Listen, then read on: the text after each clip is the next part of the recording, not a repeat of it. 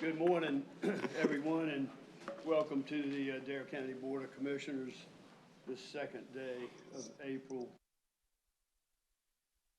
Time I'd like to ask the Dr. Wayne Berry if he'll come forward with the invocation. Doctor, thank you for being here this morning. Thank you.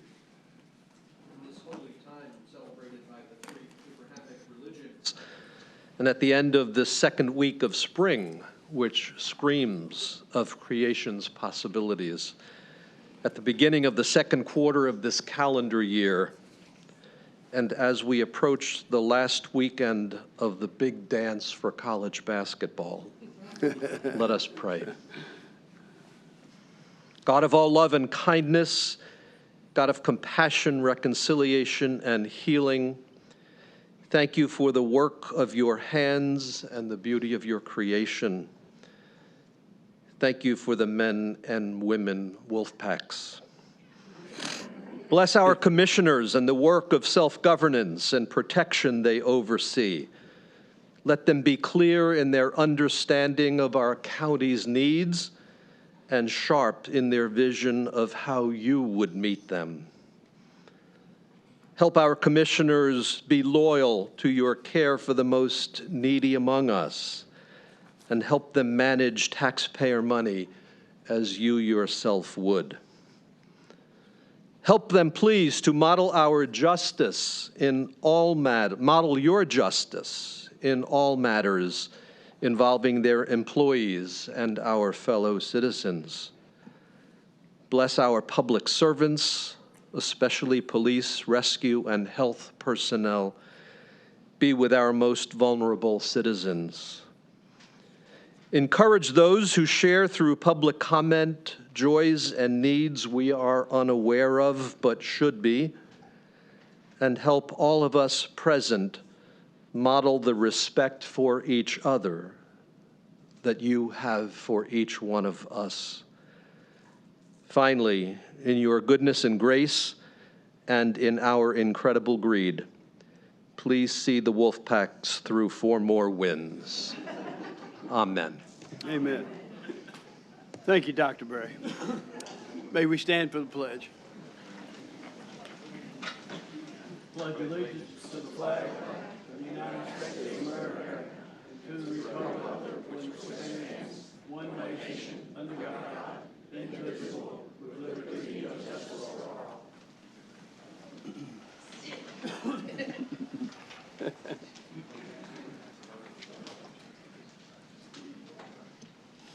Before we get started this morning, Commissioner Rob Ross is not able to be with us. He's out of town, has an excused absence this morning.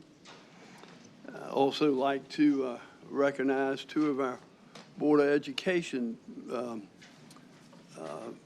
commissioners are here this morning. That's Susan Bothwell and Mary Ellen Balance. Thank you all for being here this morning. We also have Superintendent Hallac here this morning. I'd like to amend the agenda to add item 4A, Park Superintendent Dave Hallac. I have a motion to do so. So moved. Second. It's a motion on the floor by the Vice Chairman, and it's been seconded by Commissioner Bateman and House. Any further discussion? Hearing none, those in favor signify by saying aye. Aye. Opposed, like sign. Motion carries unanimous.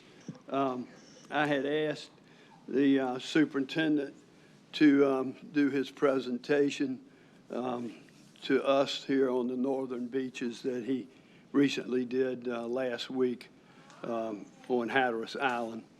So Superintendent Hallac, thank you for agreeing to do that, and look forward to your presentation this morning. With that being said, I'll turn it over to the county manager. Good morning, Mr. Chairman. Item 1 on the agenda is the chairman's update. Thank you, County Manager. I'm going to ask my board and the public if you will bear with me this morning. I have some comments to make that's a little bit longer than normal than I typically do. Just a lot to cover. And I'll start out with I want to commend the Community Foundation for their annual meeting that was held on Tuesday, 3/12. It was a very uplifting meeting. They recognized two of our superstars, longtime residents of Dare County, and that's Ray White and Bobby Owens. Very nice tribute that the foundation gave to the two of them. Several of us attended the State of the Children's Conference recently, and that was on Thursday, March the 14th. Another really informative meeting and great conference. And my hat's off to what that group is doing for our children. We recently opened the Southern Shores EMS and fire station. It was completely rebuilt, and that ribbon cutting was 3/15. If you haven't had an opportunity to go by there and visit the site, it's a fantastic building, really great addition to Southern Shores, and we certainly look forward to I believe the next opening county manager will be the KDH property. Looking forward to that. If you haven't seen that, I don't know how you've missed it on the bypass, but it's a pretty big building, and we're looking forward to opening that. The board has committed some $42 million rebuilding our outdated EMS fire station throughout the county, and hats off to the CIP committee and this board for approving that. It'll be a great asset with these new facilities in our county. Can't forget the senior games. They're coming up on the 19th of this month, and they will start at about 10:30 in the morning and go till 1. I believe that's on a Friday at the Baum Center. So if you have time, stop by and watch those folks. They're pretty agile with what they can accomplish, and they would love to have you be there. Next item I have is, I don't certainly know every one of y'all are aware of the situation on Hatteras Island with the government and the issue with the oil there on the beach. Keep in mind, and Superintendent Hallac will remind us of this, it's about 75 miles of beach, and we're talking about 0.2 of a mile. Our real estate and property management firms are getting inquiries daily about coming down, and we've got tons of beach for these folks to participate in, and there have been some cancellations.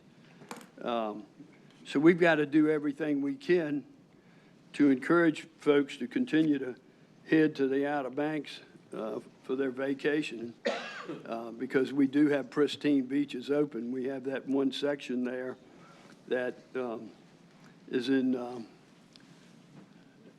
it's a federal government's problem, and they're not stepping up to the plate, and Superintendent Hallac will address that. We were fortunate that when he had his meeting on Hatteras Island, Commissioner Couch, the vice chairman, myself, and the county manager were in D.C. 3 days last week, Tuesday, Wednesday, and Thursday, meeting with our senators Tillis' office and Bud's office, addressing this specific issue with them. We've got some really good feedback from both offices. They were quite aware of what was going on down there. They'll be reaching out to higher echelon in D.C. With respects to what they can do to see and help us get the federal government to step up to the plate and clean this mess up. This is critical It's critical for our residents on Hatteras Island. It's critical for our visitors. In addition to speaking with them about that, we talked to them. Most of you are aware we get funds for raising houses in Dare County. This year we've gotten $5 million to be able to raise about 31 homes, and we told them that that was such a successful program that we would ask them to entertain seeking double those kinds of funds so that we could raise more houses. This is an ongoing thing, and we've been very fortunate to have that done, and they certainly said that they would look into it. You may or may not be aware, I had a task force for about a year and a half with NC-12 issues. There are about 8 hot spots on NC-12 from the bridge further south. The task force developed a priority list, and we told our legislators in D.C. that we would like for them to take a look at this priority list, and the county manager sent that to them right away so that they could interject for us and potentially help us find some solutions. Superintendent Hallac was on that task force as well, so we're hoping to get some input from them to tackle these 8 hot spots. NCDOT does a fabulous job, as you know. They clear the highway when we have overwash. They're out there doing storms and repairing it during the storm. So we're grateful for what NCDOT does for us. Another issues we asked them to take a look at, and if they could help us interject. We talked about jetties at Oregon Inlet. And then we talked about the length of time in processing permits for us to be able to dredge for the Miss Katie. Shouldn't take us any longer than what it normally takes the Corps to get permits to do stuff. So we asked them if it was any help that they could give us in speeding up that process. Once again, they were very, very engaged. They were very, very supportive of our request, and we will follow up with them in a week or so to see if if they have made any progress with respects to these topics that we address with them. Next item, and then I'll come down front. I have a presentation to make, but the next item. Let me finish with, while we were in Washington, we had an opportunity to attend the American Shore Beach and Preservation session that was there. And for nearly a century, the American Shore and Beach Preservation Association has been a leading force in Washington, D.C., advocating for the resilience of our nation's beaches, coast, and shoreline. As a matter of fact, they have some $456.5 million in programs that they're asking the feds to support in this upcoming legislative session. Most House members, Senate, are very, very supportive of WRDA and making sure that that our coastlines are shored up and are protected. I'd like to share some facts with you that are pretty astounding, and it echoes our beach nourishment goals and objectives, because this is certainly our economic engine, just as it is for the country. These facts are astounding. Travel and tourism is the largest employer in the United States, providing 15 1.8 million jobs in the U.S. It is the leading U.S. small business employer, accounting for 1 in every 4 new jobs in the country.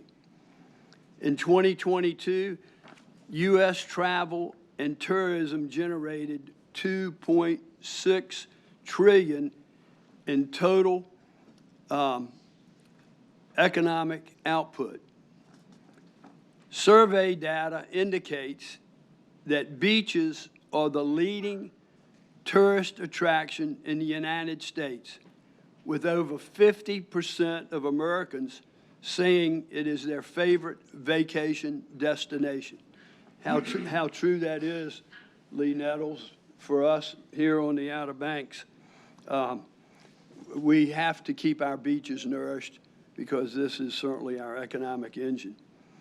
Annually, beach tourists generate $520 billion in economic output, $240 billion in direct spending, and $36 billion in taxes to the federal, state, and local governments. Beaches are not only magnets for tourism, but they also perform a double duty of protecting land infrastructure during storms. And then finally, for every $1 spent on beach nourishment annually, beach tourists generate about $3,000 in economic output and $1,400 in direct spending and $200 in taxes. That's for every dollar spent on beach nourishment. And we've spent, in the last 10 years, over $250 million with respects to nourishing our beaches. Last subject I want to broach before I make a presentation this morning, housing. Housing is one of the toughest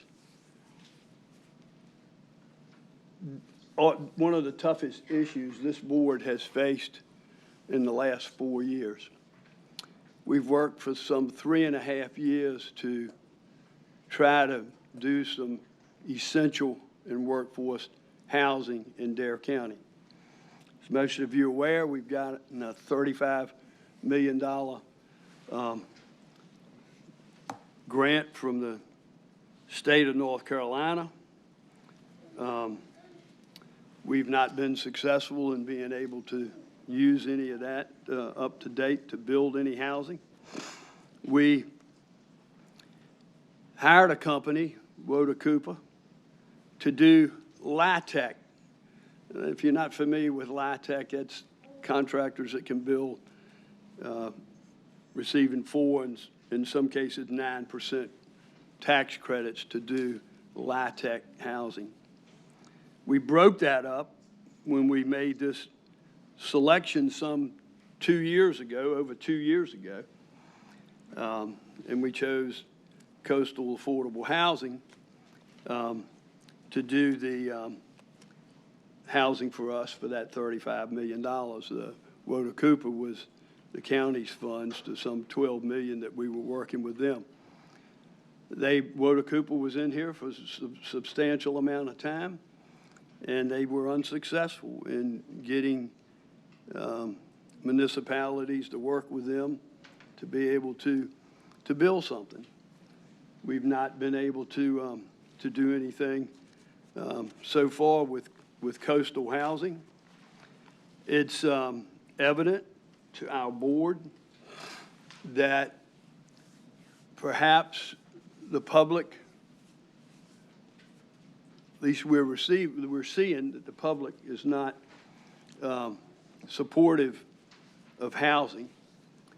So with that being said, I have called a special board meeting next Tuesday in this chamber at 9 o'clock in the morning for this board to address housing, where we started, where we are, and where are we going.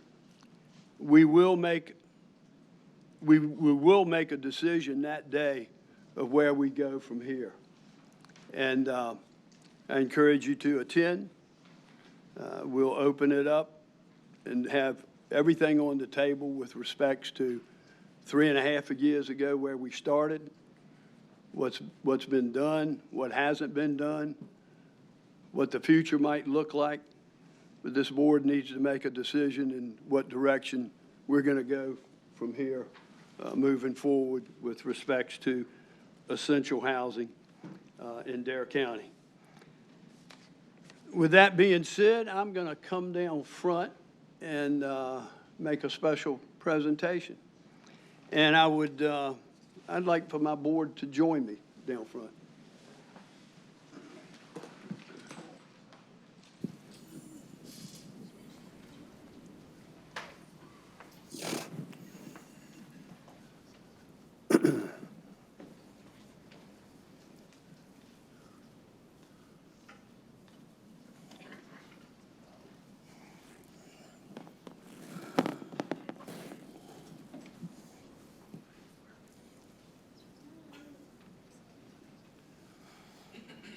This room is a pretty sacred room.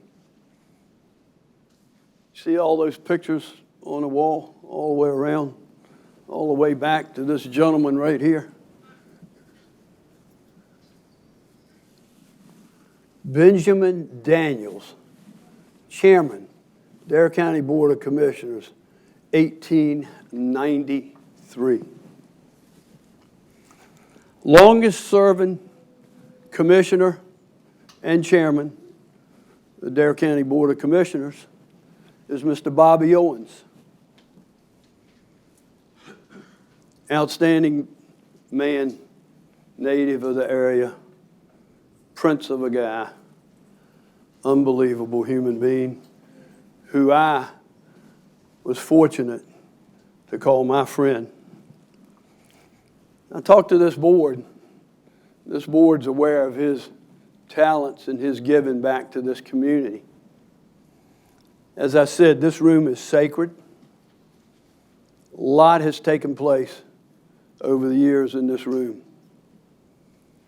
I believe Bobby served 22 years as as commissioner, and he served 13 years as chairman, longest serving chair, longest serving commissioner in Dare County. Our board, I reached out to them and said, guys, what can we do to honor Bobby? Could not be more appropriate than to name this room that you're all sitting in today as the Robert V. Bobby Owens Jr. Meeting Room.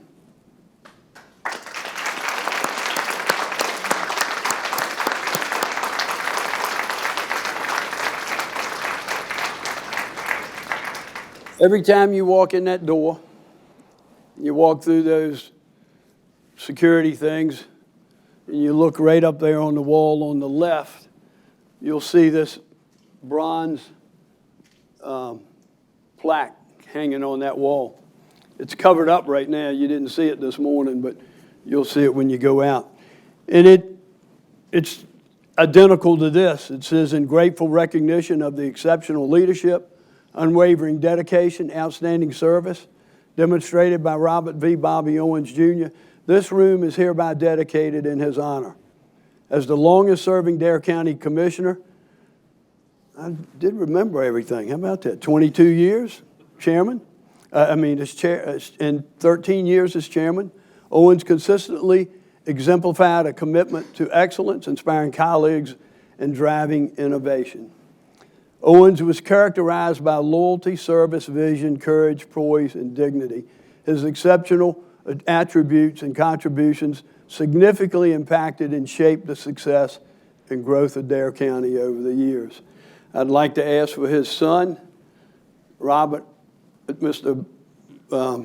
R.V. Owens, to come forward, and his family. I believe his son Bo's here, his wife, and son-in-law. I'd like for you all to come forward to accept this honor.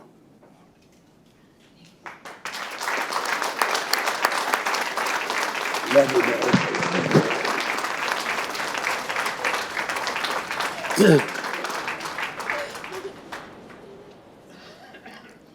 Hey guys, RV, we'd like for you to have that, display that wherever you might find a nice place for it. But we want you to have that, and we'll go outside and we'll unveil the bronze plaque that's the entrance to this door. But we thank you. We thank you for what your dad did for this county. Thank you. I appreciate it. Thanks. You get some food?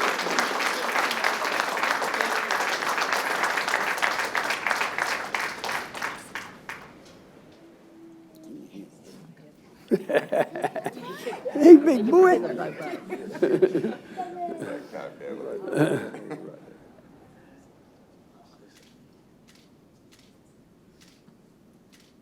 Thank you. We'll walk outside and unveil that plaque for you guys.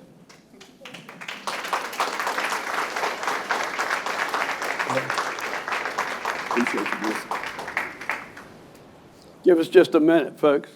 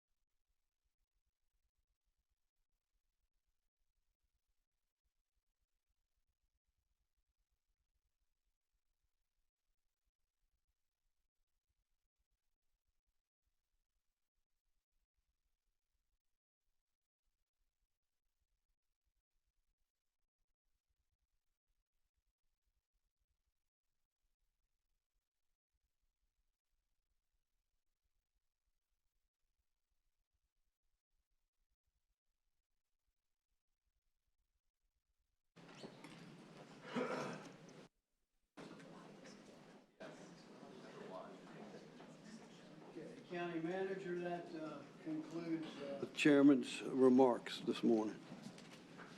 Thank you, Mr. Chairman. That brings us to item 2 on the agenda. This is our service spends. This is an opportunity we have to recognize our employees who are the engine that makes the county government go. This morning we have, I think, about 50 years of service that we're going to recognize first. And first on my list is Matt Hester. If Matt would come down and receive a 10-year pin.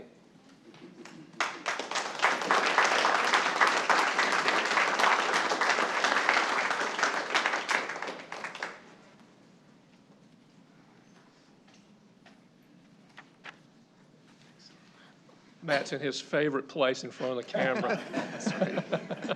Exactly. Matt is getting his 10-year pin today. It seems like he's been here a lot longer than that with all the things that we've done and all the things that we've accomplished. But he started in 2014, and in 2017 he was promoted to the IT director and has been serving that role ever since.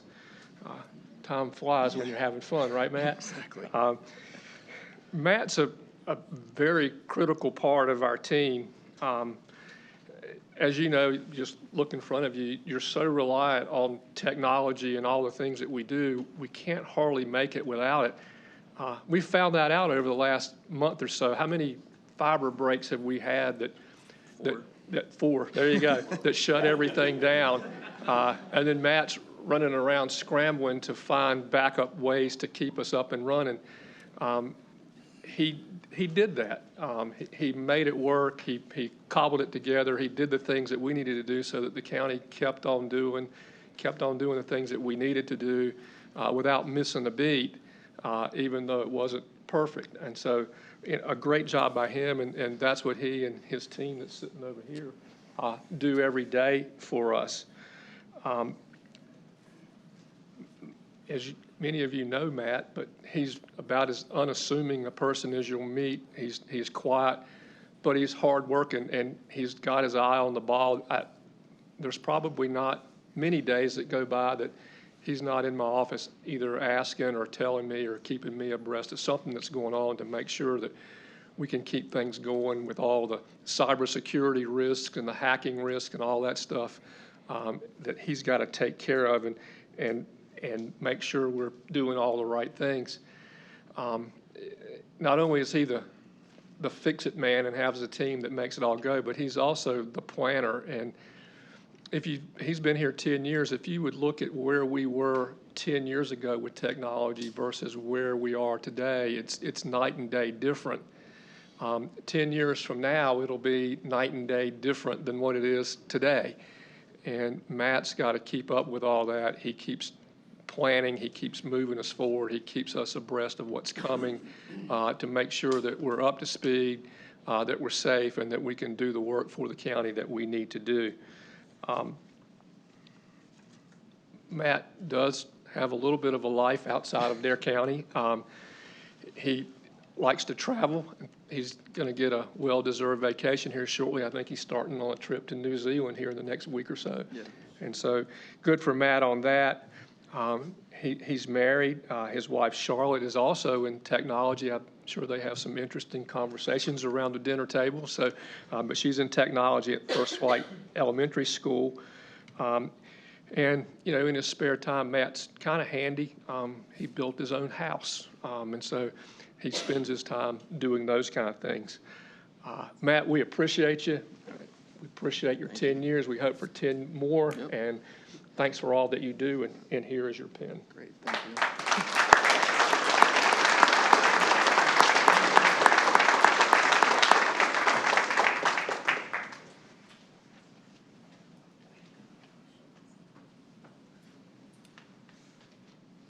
Next, we have William Bill Laricos receiving his tenure pin from Jenny Collins.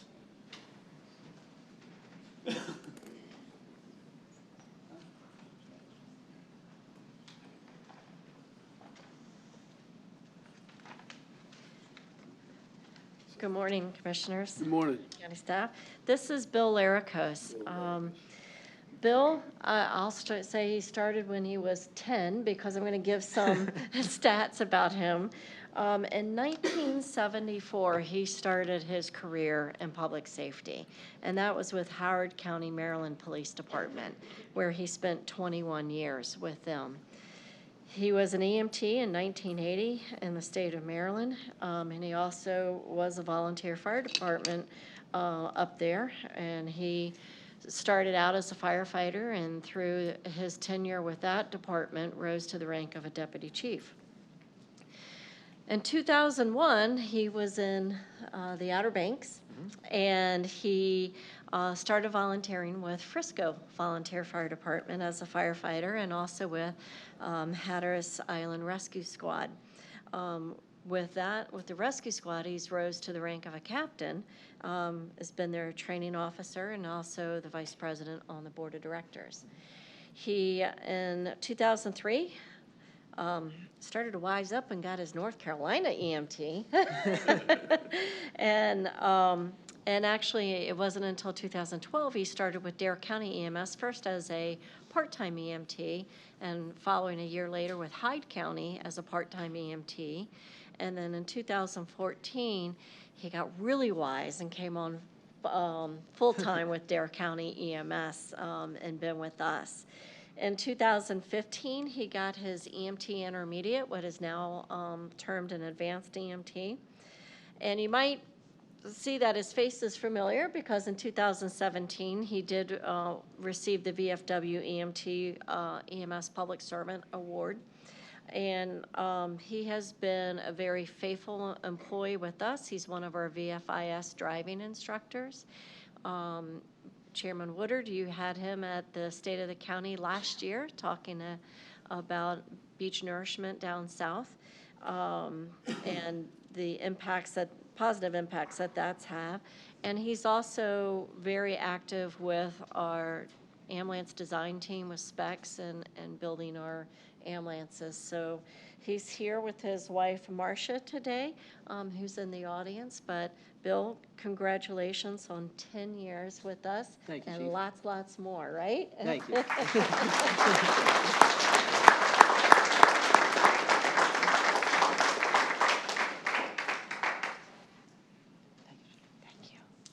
Do you want me to stay? Next, we have Matthew Stankevich, who's also receiving a 10-year pin from Jenny Collins.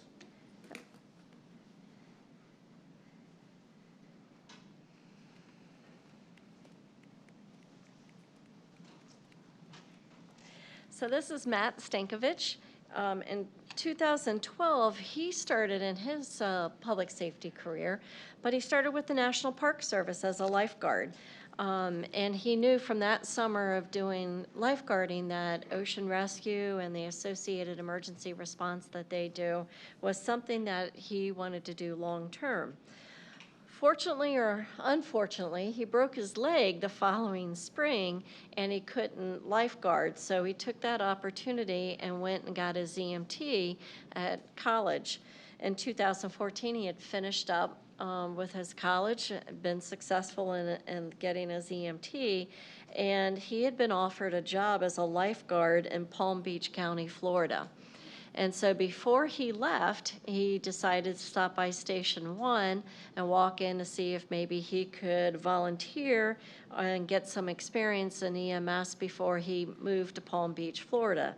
Well, he was offered a full-time job as an EMT with Dare County EMS, and he decided to stay, which was a good thing.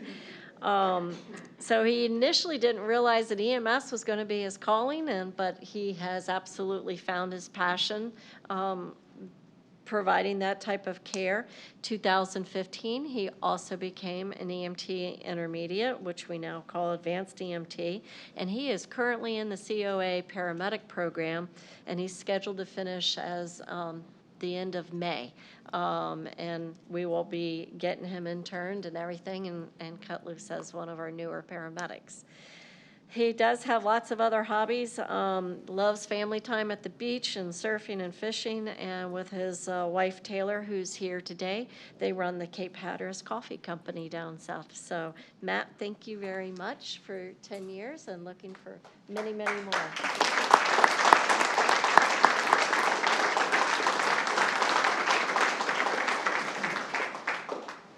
I need something to stand on so I'm taller next to him. Thank you. Next, if Sheila Hassel would come forward to receive her 20-year pin from Beth Bradley.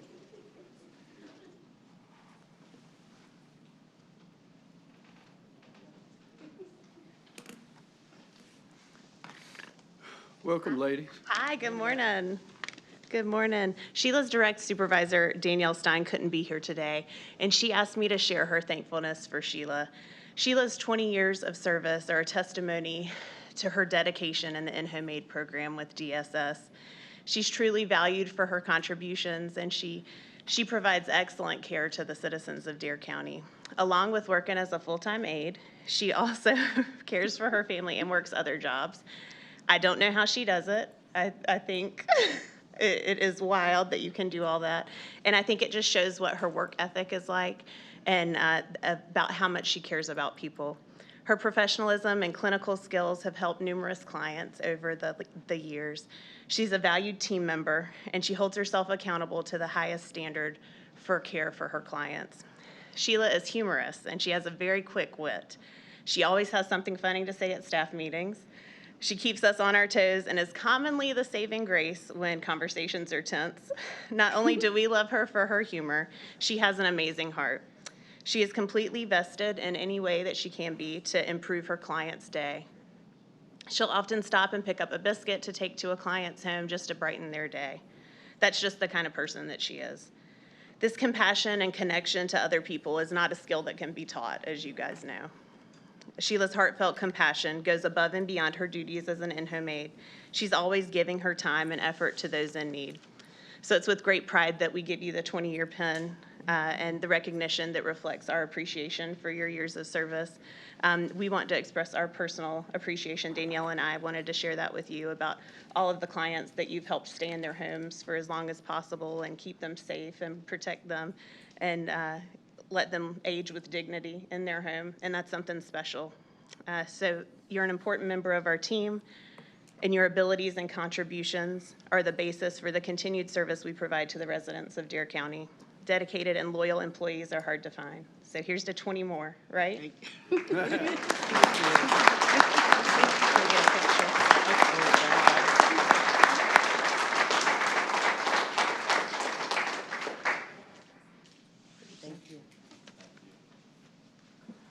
Chairman, that brings us to our Employee of the Month. We have 3 Employees of the Month this time. We have our January, our March, and our April Employee of the Month. And we'll start with our January one, and if Jeff Derringer would come forward to make that presentation.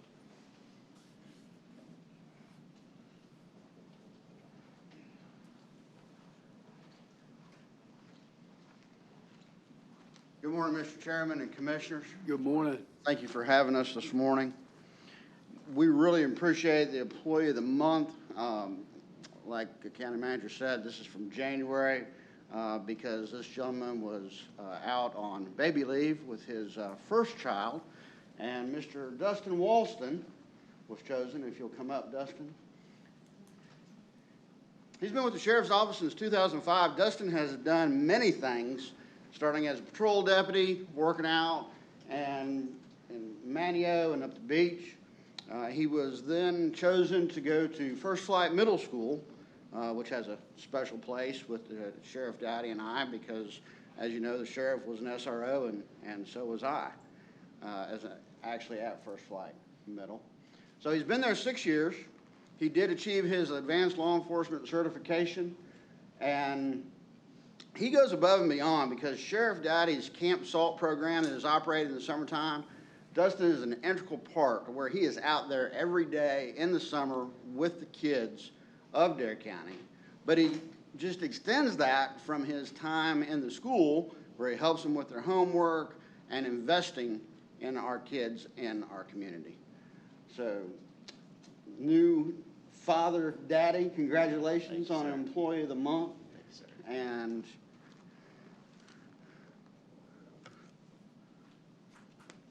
Mr. Dustin Walston. Thank you.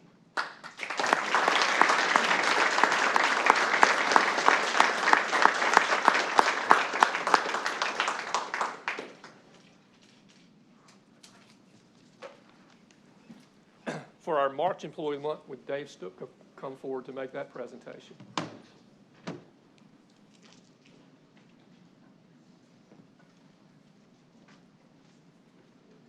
Good morning, Commissioners. Good morning, Dave. I'd like to start today recognizing and introducing our Employee Month for March, Mr. James Bassnight.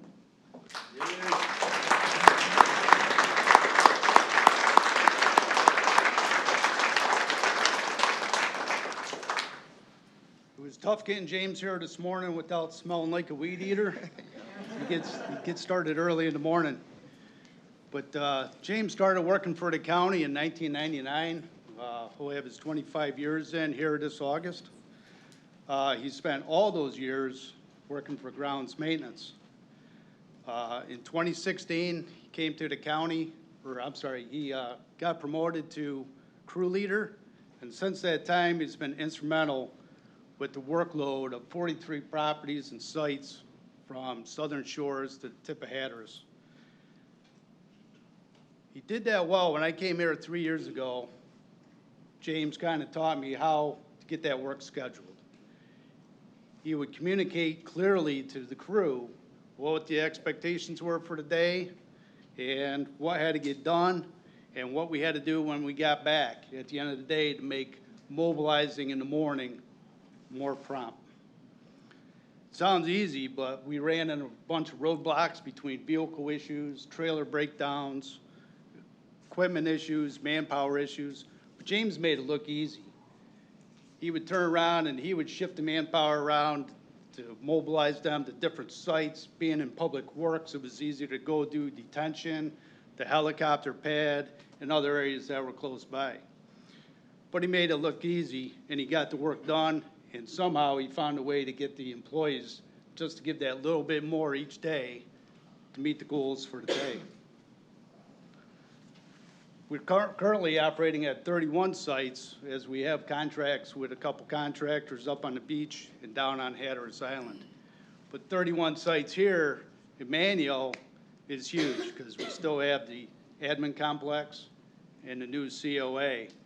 Here at the admin complex, that's a whole week's job. That's 37 and a half hours this man puts in every single day or every week to get done what needs to get done here.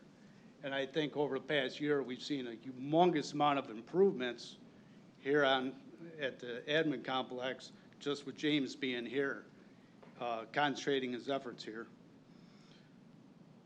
So we've all seen James around from site to site. He has a knack for finding the things that needs to be done. He'll try to tackle them while he's on site. If he can't, he has a great memory and remembers when he shows up the next time, he's gonna go get it done. Sometimes in the morning, James will see me and be like, hey, do you have anything special for me today? I usually get a little laugh over that, because in his mind, that means I got something planned, so don't mess that up on me. And that kind of coincides with the statement for the nomination of the Employee of the Month, which stated he is always busy around the admin complex, whether it's being cutting grass, weed eating, blowing, watering plants, etc. He takes pride in his work and never seems to complain. He's very courteous when people are passing him, and while he is working, he will stop the blower or stop weed eating, and he keeps the place looking great. During the winter months, you'll see James and the crew here on site putting up Christmas trees and decorations, along with a couple places around the area, such as EOC and the health department. Earlier this year, we received our new truck vehicle, heavy-duty truck for hauling our big trailer. So that was sitting around the yard for a while, and when I got the registration and the license plate, I handed it to James, and he was, for the first time I've known him, speechless. But he goes, no, really? I go, yeah, this is yours, you earned it and all that. And coming to find out, it's the first new vehicle he ever got to drive as his primary vehicle here at work. And he definitely earned it. So I'd see him around town, driving around, and I'll give him a call once in a while and be like, hey, I saw you driving. That's a pretty mean-looking truck. And he'd get a little smirk on his face. So that was good. But James is a very friendly and personable individual. If he sees you, he'll greet you and say hello. He's respectful to everyone around him, from coworkers to customers to your everyday citizens. He's always willing to be flexible and accommodating to address issues that may arise from time to time. He also does a great job coaching the new crew on better techniques and strategies. If you ask any one of the guys in the grounds crew, nobody could run a weed eater like James can. You know, when he first came to the county working for grounds maintenance, he spent the first 3 years only running a weed eater. Nobody could do a better job than James. So congratulations, James, on your Employee of the Month. You deserve it, and definitely long overdue. All right, appreciate it. Can I say something?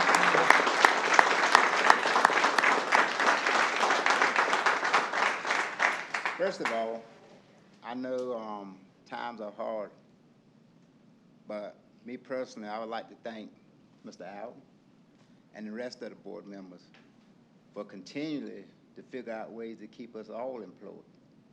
I know this thing is hard. You know, you look at TV every day, you see a lot of stuff going on, and kind of scary.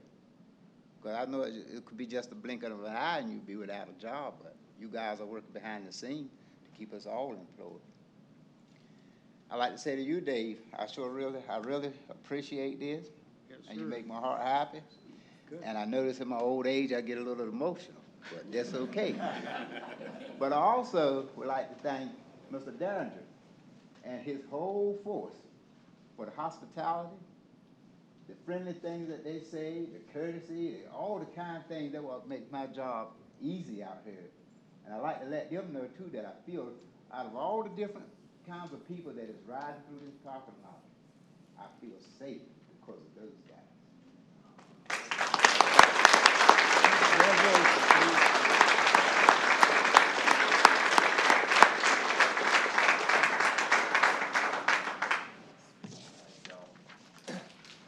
And then for our April Employee of the Month, if Sheila Davies would come forward to make that presentation.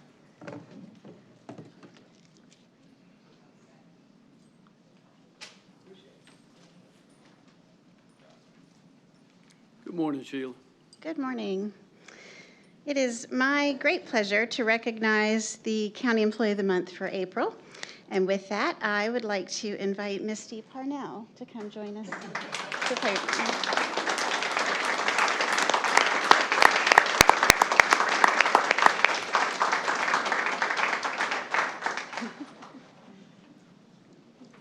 Sheila, that's my health lady. They told me I was here for a different reason, so I'm like. Misty was hired 10 years ago, almost 10 years ago, on May 12th of 2014, as an environmental health specialist with Health and Human Services. And I believe, did you think you were here for your 10-year pin? Yes. That's next month. So, surprise. Misty was promoted to the Senior Environmental Health Specialist in July of 2018. She has 5 state authorizations: food and lodging, commercial pools, tattoo, child care centers and public schools, and child-led. She teaches at our Serve Safe classes for food service managers. She helps with the initial field training at local pools. She conducts the state-required internal quality assurance field and documentation reviews. She prepares the food and lodging monthly reports. She has always completed all of her required state inspections to keep us on track for achieving 100% compliance rate with the state. That is huge. That actually, in turn, means extra dollars to the county. And we are one of the few counties that does this year after year after year. And so huge work that Misty and her team puts in. Misty is an integral member of the Environmental Health and the Health and Human Services team. She is caring, cheerful, and encouraging. She was recognized internally as one of our Employee of the Month in a previous quarter, and she has served as a member of our social committee and did a phenomenal job with that, always just encouraging and helping the morale of our team.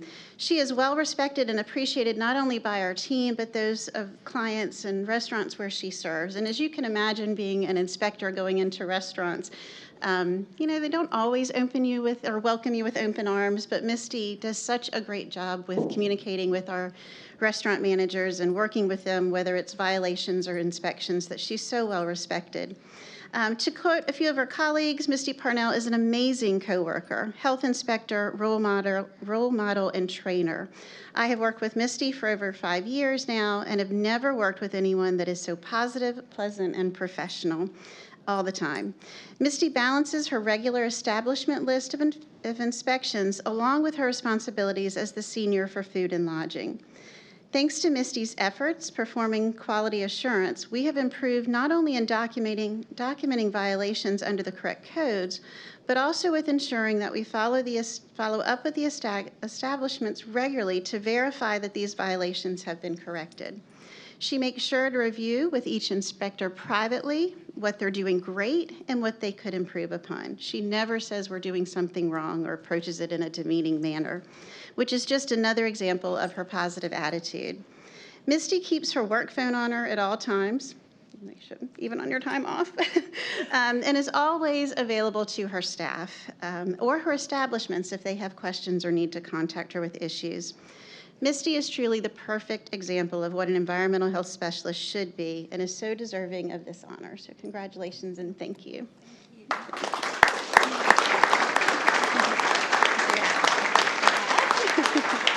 And this.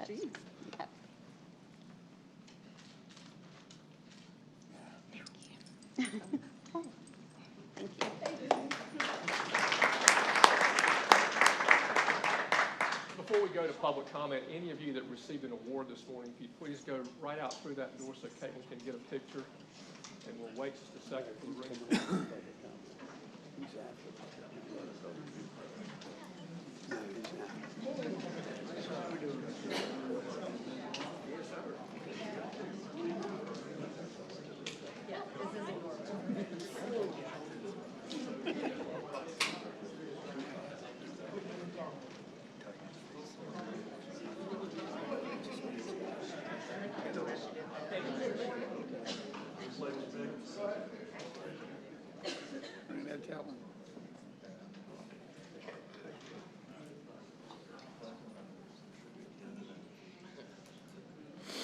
Ladies and gentlemen, now's the time that's been set aside for public comment. If you would like to make public comment and you've not signed up, please raise your hand.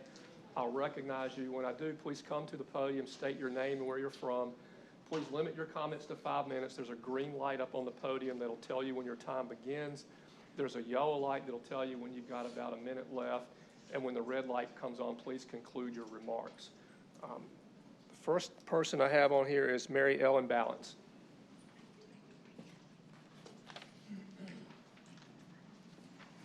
Welcome this morning, Mary Ellen. Good morning. I'm going to give you some good news.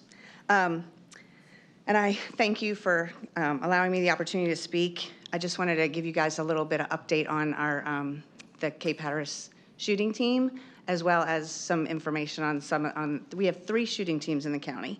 So each year, Dare County Youth participates in the North Carolina Wildlife Resource Commission Youth Hunter Safety Skills Tournament. There are 3 teams in the county.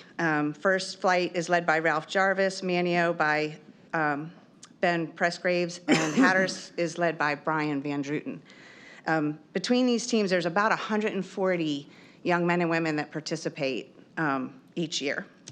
In order to participate, each child is required to complete a hunter safety education course, which includes the firearm safety, rules, shooting skills, hunting skills. There's like 10 different units within the course. The score that these team members earn on their test goes towards the overall points that they earn as a team. And they practice for about 3 to 4 months to prepare for this district competition, and it's held in March at the Columbia 4-H Center, just right around the corner. Each team can enter up to 4 teams. Typically, it's 2 junior, 2 senior teams. My son has participated in this for years, so when I found out how they did this year, I just had to. It's just such a great program. They compete in archery, rifles, they're 22s, shotgun, trap shot, and then they have the test and some other things that the scores are all brought together. So they just met in March 24th at the District 1 competition in Cape Hatteras, had 2 junior, 1 senior. Manio had 2 senior, 1 junior, and First Flight entered 2 senior and 1 junior. And of that competition, Dare County represents 25% of the kids that are involved in that tournament out of 13 counties in District 1. That's a huge, that 25% of those kids are our Dare County kids. This year, now I get to brag on Cape Hatteras. This year, Cape Hatteras placed, the Cape Hatteras senior team placed 3rd in hunter skills. The junior team placed 1st in hunter skills, 3rd in rifle, 3rd in shotgun, and earned enough total points to win the district title and their 3rd straight showing at the state tournament. And they'll compete in that state tournament April 27th in Ellerbe, North Carolina. The Cape Hatteras junior black team had also won 4 of the 5 individual junior events. Paisley Schultz won the rifle, and Liam Van Druten won the hunter safety skills and archery events, and amassed enough total points to win the overall junior title for 2024. So just wanted to let you guys, the county gives each of those 3 teams $1,500 through Parks and Rec to help support that, but these teams all have to fundraise in order to meet those needs.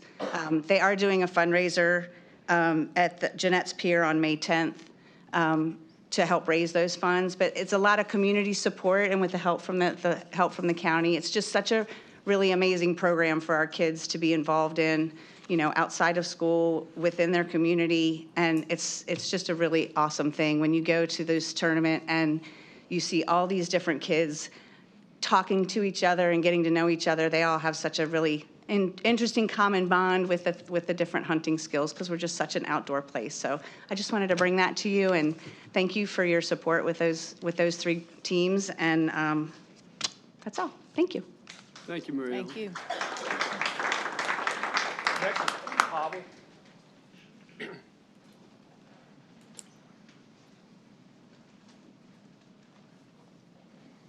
Welcome this morning, Ms. Howell. Thank you. Good morning. My name is Aida Havel, and I live in Salvo. Chairman Woodard, Vice Chairman Overman, Commissioner Couch, and Mr. Outen. I want to thank you for visiting our representatives in Washington last week and bringing the Buxton Beach contamination problem directly to them. Thank you also for presenting this problem to the American Shore and Beach Preservation Association.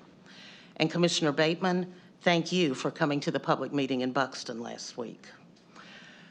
My comment today revolves around the U.S. Army Corps of Engineers and the questions in my mind after they provided their press release about their summary report last week. And you may be interested to know that I contacted them for a copy of that report. And they said that it was too large to be emailed to me and that it would be posted publicly soon. So here are my 7 questions based only on their press release and some tiny research that I have been able to do. Number 1, why is the Army Corps of Engineers continuing to study and assess this situation instead of taking action? They have been studying and assessing it for 6 months. 2, why does the Army Corps of Engineers say that they are working with the North Carolina Department of Environmental Quality, the National Park Service, and the Coast Guard, but not with the EPA? 3, one of the Army Corps of Engineers' stated missions is to, quote, reduce disaster risk. Why have they not started work in the last 6 months to reduce the risk from this disaster? 4, the Army Corps of Engineers website says that they have a Rapid Response Center of Expertise, which is capable of providing time-critical remediation and removal project execution. Why are they not doing that here? 5, I know the Army Corps of Engineers can move quickly when they want to, because they already have a picture of the Baltimore Bridge on their website, as well as copy describing what immediate action they are taking. Why are they not moving that quickly on Buxton Beach? 6, under the FUDS program, there is something known as interim risk management procedures. Has the Army Corps of Engineers implemented any interim risk management procedures? If not, why not? 7, finally, why has the Army Corps of Engineers not come before you to explain what they are doing, what their timetable is, and give you an opportunity to ask them questions? Why did they not come to last week's public meeting? Why have they not reached out to the community to hold a public meeting? If appropriate, I urge the county to write a letter to the Army Corps of Engineers asking some or all of these questions. I also implore you to keep this matter at the very front of your consciousness, and I know you will. This problem is not going to be miraculously solved by one visit to Washington or one conversation. We must all continue to push for immediate action by anyone and everyone now. For people who are listening or watching, there are several actions you can take right now. If you live in Buxton, the Buxton Civic Association is forming and needs all hands on deck. If you live or work on Hatteras Island, we need the support of every business to push for action. If you live elsewhere in Dare County, this matter affects you too. People who are unfamiliar with the Outer Banks may think that Buxton is near Kitty Hawk. And just because Buxton isn't near Kitty Hawk, we still need to all pull together. If you know anyone in the media or in government or in a national public organization, now is the time to reach out and ask them to help us. Dare County has an unfortunate but resilient history of having to do as much as it can on its own before any outside help steps in. That is the case here, but we can't wait. We must get national help and attention now. Thank you. Thank you. Next is Brian Harris.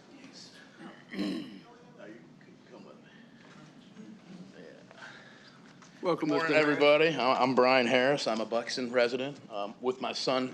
My son Sawyer is with me. He's going to be speaking next. He wanted me to come up here. So when my time's up or when I'm done, we'll switch it over to him. I wanted to inform the board that we have formed the Buxton Civic Association.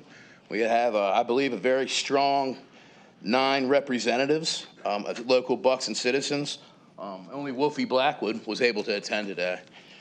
It's what has happened and what's happening down there is very concerning. I have really just one question for you guys. Has anybody ever heard of the Restoration Advisory Board? Is there any familiarity with them, and why has not the EPA or the Army Corps of Engineers has never established that with the local Buxton community? It's required at all FUD sites, and we just, that's one of the first things we're going to be doing as a civic association. Thank you, Irvin Bateman, Danny Cowles, and all you guys. I know you guys are on top of this as much as you are.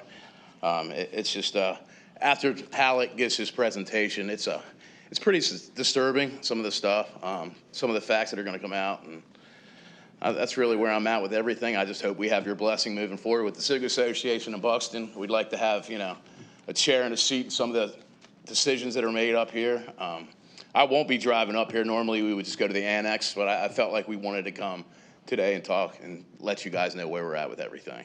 And then I wanted to give you guys all just a copy of the RAB program that was established in 1994 by the EPA.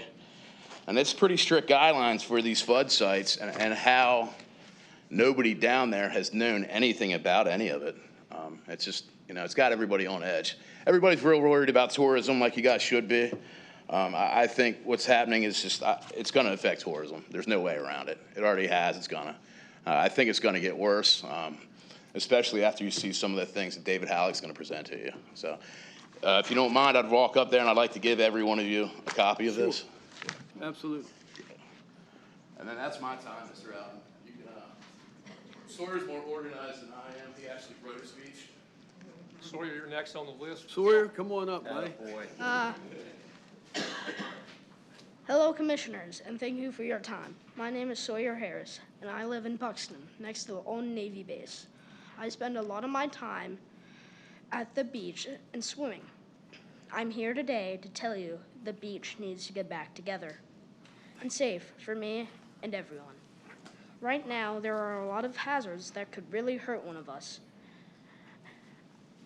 I have an idea. We can get some of the school students to write letters or posters or make videos or emails to show how many kids or adults want the beach back. Please tell me this if you like this idea.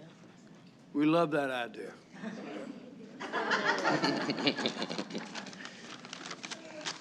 Good? Yeah. Thank you, guys.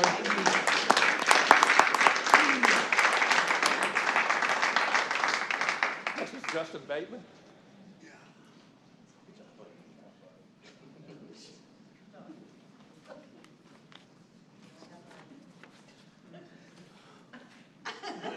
Some of his minutes. Welcome this morning, Justin. Good morning. Good morning. Let me say, what a brave young man. What a brave young man. When I was that age, I don't know that I could have got up here and done that. You could Heck, have. it's hard to do it right now. You could have, Justin. Well, thank you. I know you said, Mr. Chairman, that next Tuesday you're going to have that special meeting about the housing issue and some of the information that's been floated out there. But I want to start a little bit today. So thank you, Mr. Alton, Mr. Chairman, Board, fellow Dare County citizens, Mr. Creef. As you know, my name is Justin Bateman. I'm the precinct chair from Wanchese to the Dare County Republican Party and Dare County Board of Education District 1 candidate. I hate that I have to write these things out because I always forget things, but here we go. Normally, when I show up to these meetings, I'm spitting fire at y'all in some way, shape, or form. It's happened before. But today, I got a little bit of a different agenda. Today, I'm here as an everyday citizen speaking on your defense to the latest information that's been passed around the county regarding the money spent in the world of affordable housing. So, cameras, wherever they are. One thing I learned in school, probably in the 5th grade, was to do my own research and homework on whatever subject I desired to know more about. Well, I've begun doing my own reading and research on some of these specific matters that have been discussed in local publications. I spent part of my Easter Sunday sitting with my daddy, reading and talking about the money that's going out. Now, I printed out the articles that I read. One from the Virginian Pilot, one from the Outer Banks Voice. In one of them, the very first sentence, it says, $1 million in taxpayer funding has gone out. Yeah, it's tax money, but it's money from Mecklenburg County, it's money from Wake County, it's money from New Hanover County, and it's money from Dare County. The way I interpreted it when I first read it was, oh, that's all Dare County money, and I'm sure a lot of other people did the same thing. It is state money, not just Dare County money that came out, that is being spent.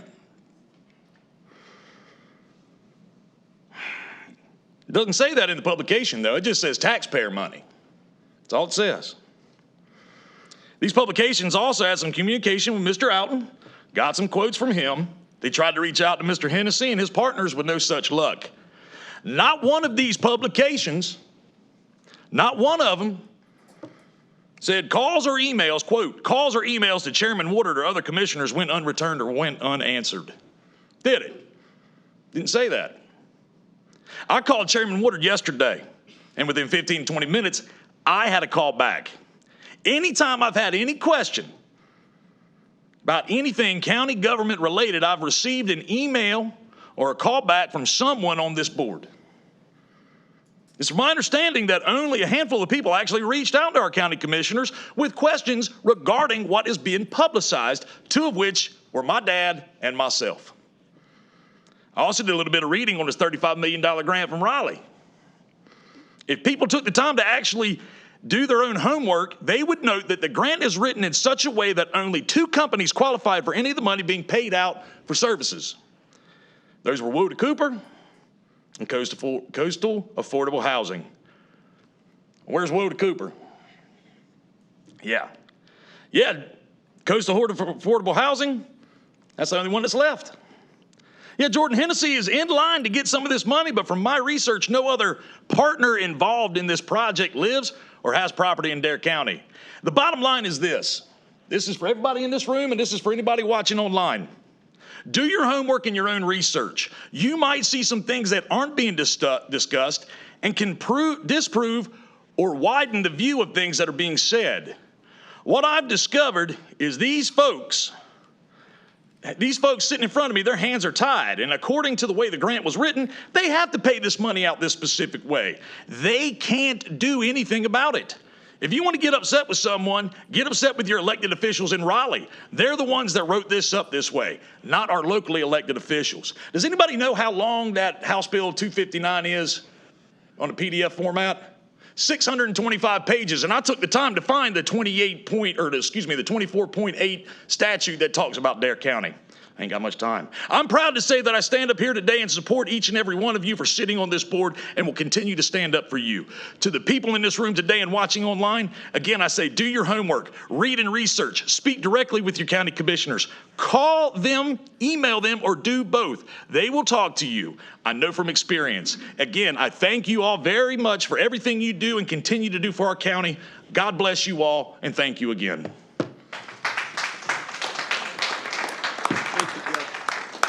Thank you, Justin. Next is Katie Morgan.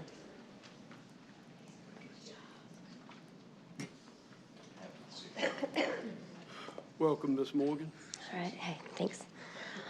All right, I'm happy to hear about the special meeting next week. I would like to note that at the last Housing Task Force meeting, I was the only one that said that y'all should give the money back. Interestingly enough, I was met with immediate defensiveness with my comment, but I still stand strong.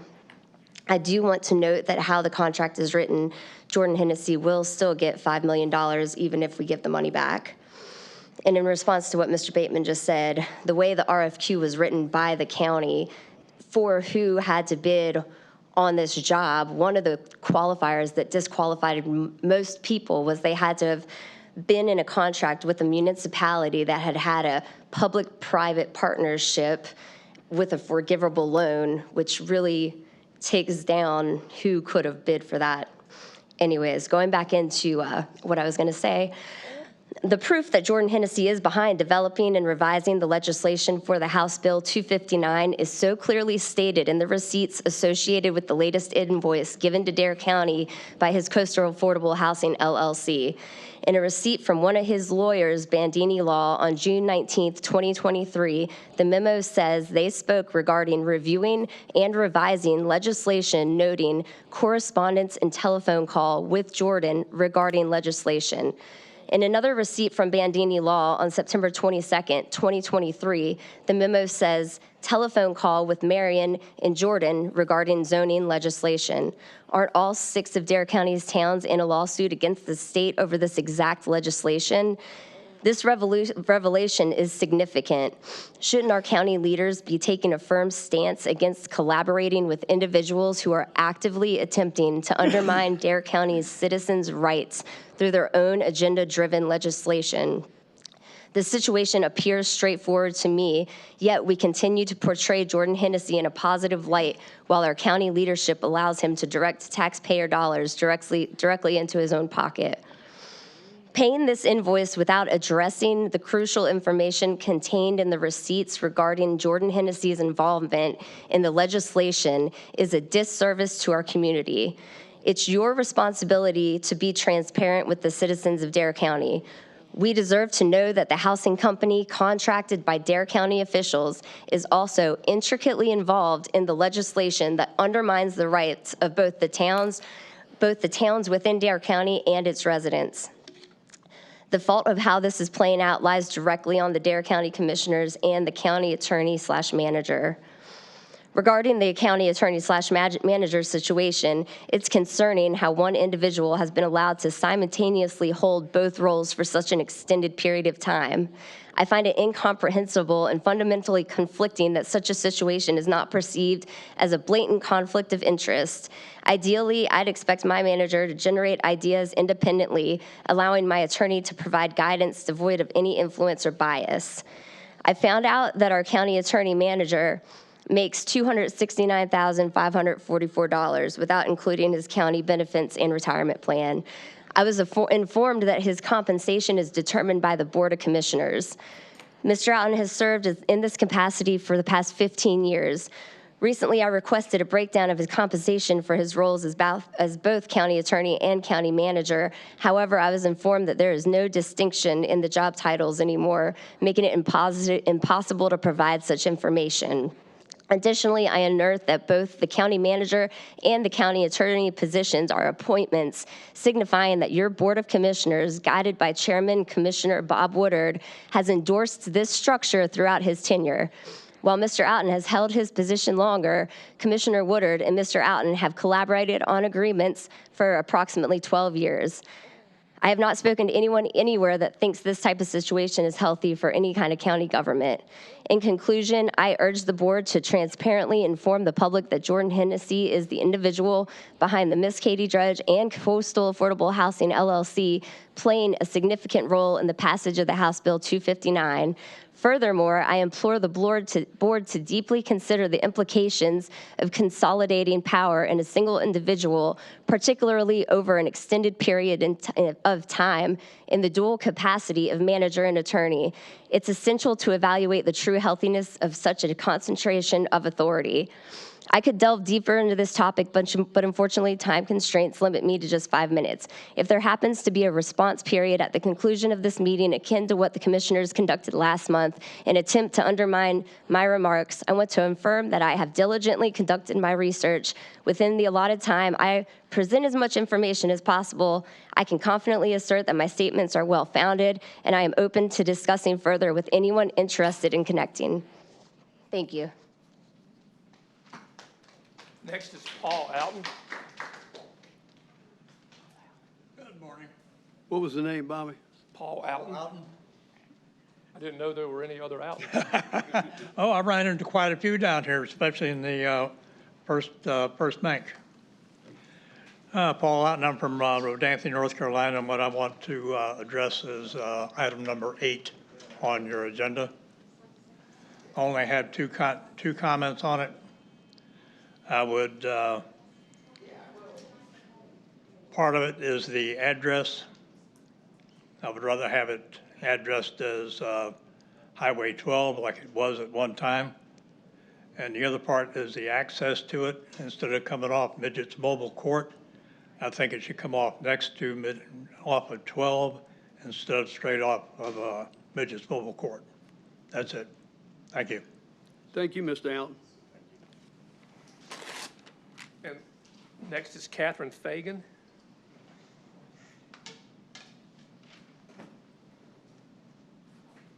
Welcome, Catherine. Thank you, Commissioners. There is a proposal for a resolution to close the street on, and I submitted an affidavit along with that yesterday. I don't know if you all got it. Okay. First of all, there are several issues with closing the street. First of all, how could the Evans Trust actually sell a road to begin with? There is a letter that I think has been passed around to all of you that has misinformation in it. The stormwater management is primarily being handled further down the street, not at the top of Airport Road. Water flows downhill, and the area where 115 Airport Road is at the very top of the street, right behind the church that's on the corner. They said that the information they gave you with why the lawsuit was dismissed is incorrect. The point was that it was an adverse possession lawsuit, and you cannot adversely possess county property. So if they are maintaining that it's county property, then this street can be closed. So the statute. So in reviewing the statute on this matter, the biggest one is ingress and egress. There are at least 4 or 5 ways to get to that subdivision behind Airport Road. The initial plans just show that they were going to pave Culpeper Road, which is further down Airport, almost to Daphne Lane, if you all know where that is. And they have several other streets, paper streets, that they have close to the public, and I think those are supposed to be used for fire lanes. I'm not sure. But there's no impediment if this road is closed. There's no impediment to any utilities. At this point in time, as I understand it, and talking to the power company, they're going down the next paper street. But nevertheless, even if they closed it, they could acquire an easement to use it. I mean, the utility can come in, everything's supposed to be underground, put it underground underneath where Roosevelt Street is, and you have your utilities. So closing the street is not an impediment to that. There are benefits to closing the street. The speed limit on Airport Road is 35 miles per hour. I live at 115, which is the first house behind the church. I swear, people turn that corner trying to see if their cars can get from 0 to 60 before they even get to my house. There are several driveways. There's one by the church, then there's one, my driveway, and the one across the street from me. Then there's Roosevelt Street. You're stopping the flow of traffic by having so many stops, and I think that is a problem.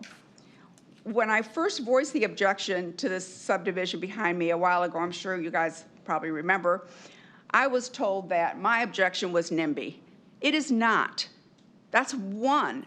That is not the most important thing. The most important thing is that that was part of the bird migratory path. That's a transnational migratory path for birds. I don't even know how we have the right to take it down. But that was one of my big objections. Also the flooding, that was going to be a problem. And the heat, because now behind my house, it's black asphalt. That's a lot of heat.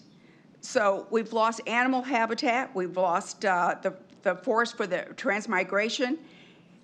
In the last, since this has gone up, I have planted at least 50 more trees on my property to try and compensate for the trees that were taken down, which of course I can't do. But I can do what I can do, and that's it. The tree behind me, the street behind me is Shady Pines, which is all black asphalt.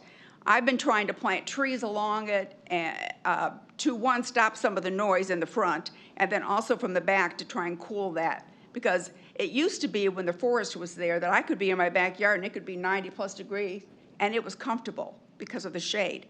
That's no longer accurate. I would ask that this street be closed, not just for me, but I think it's important. Oh, the other issue with closing the street is my next door neighbor who signed the affidavit, and I think her husband might be here. They have a child with hearing disability. And if that were to become a street, that's very much a safety problem for them. That's a huge issue. And she came over. I was not going to mention that because I know they're very private about it. But she came over yesterday afternoon and expressed that to me, that if I thought it might help to mention it, so I am. So thank you for your time, and I hope you look at this closely. It's not a one-way thing. Thank you. Thank you, Kathy. Anyone else like to speak at public comment this morning?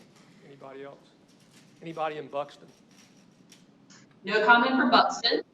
That, Mr. Chairman, we close the public comment and we move to item 4A, and Superintendent Dave Hallac is here. Good morning. Good morning. Good morning. Thank you, Dave, for being with us this morning. Chairman Woodard, thank you for the invitation, and nice to see all of you. We ready, Pam? We're ready. All right.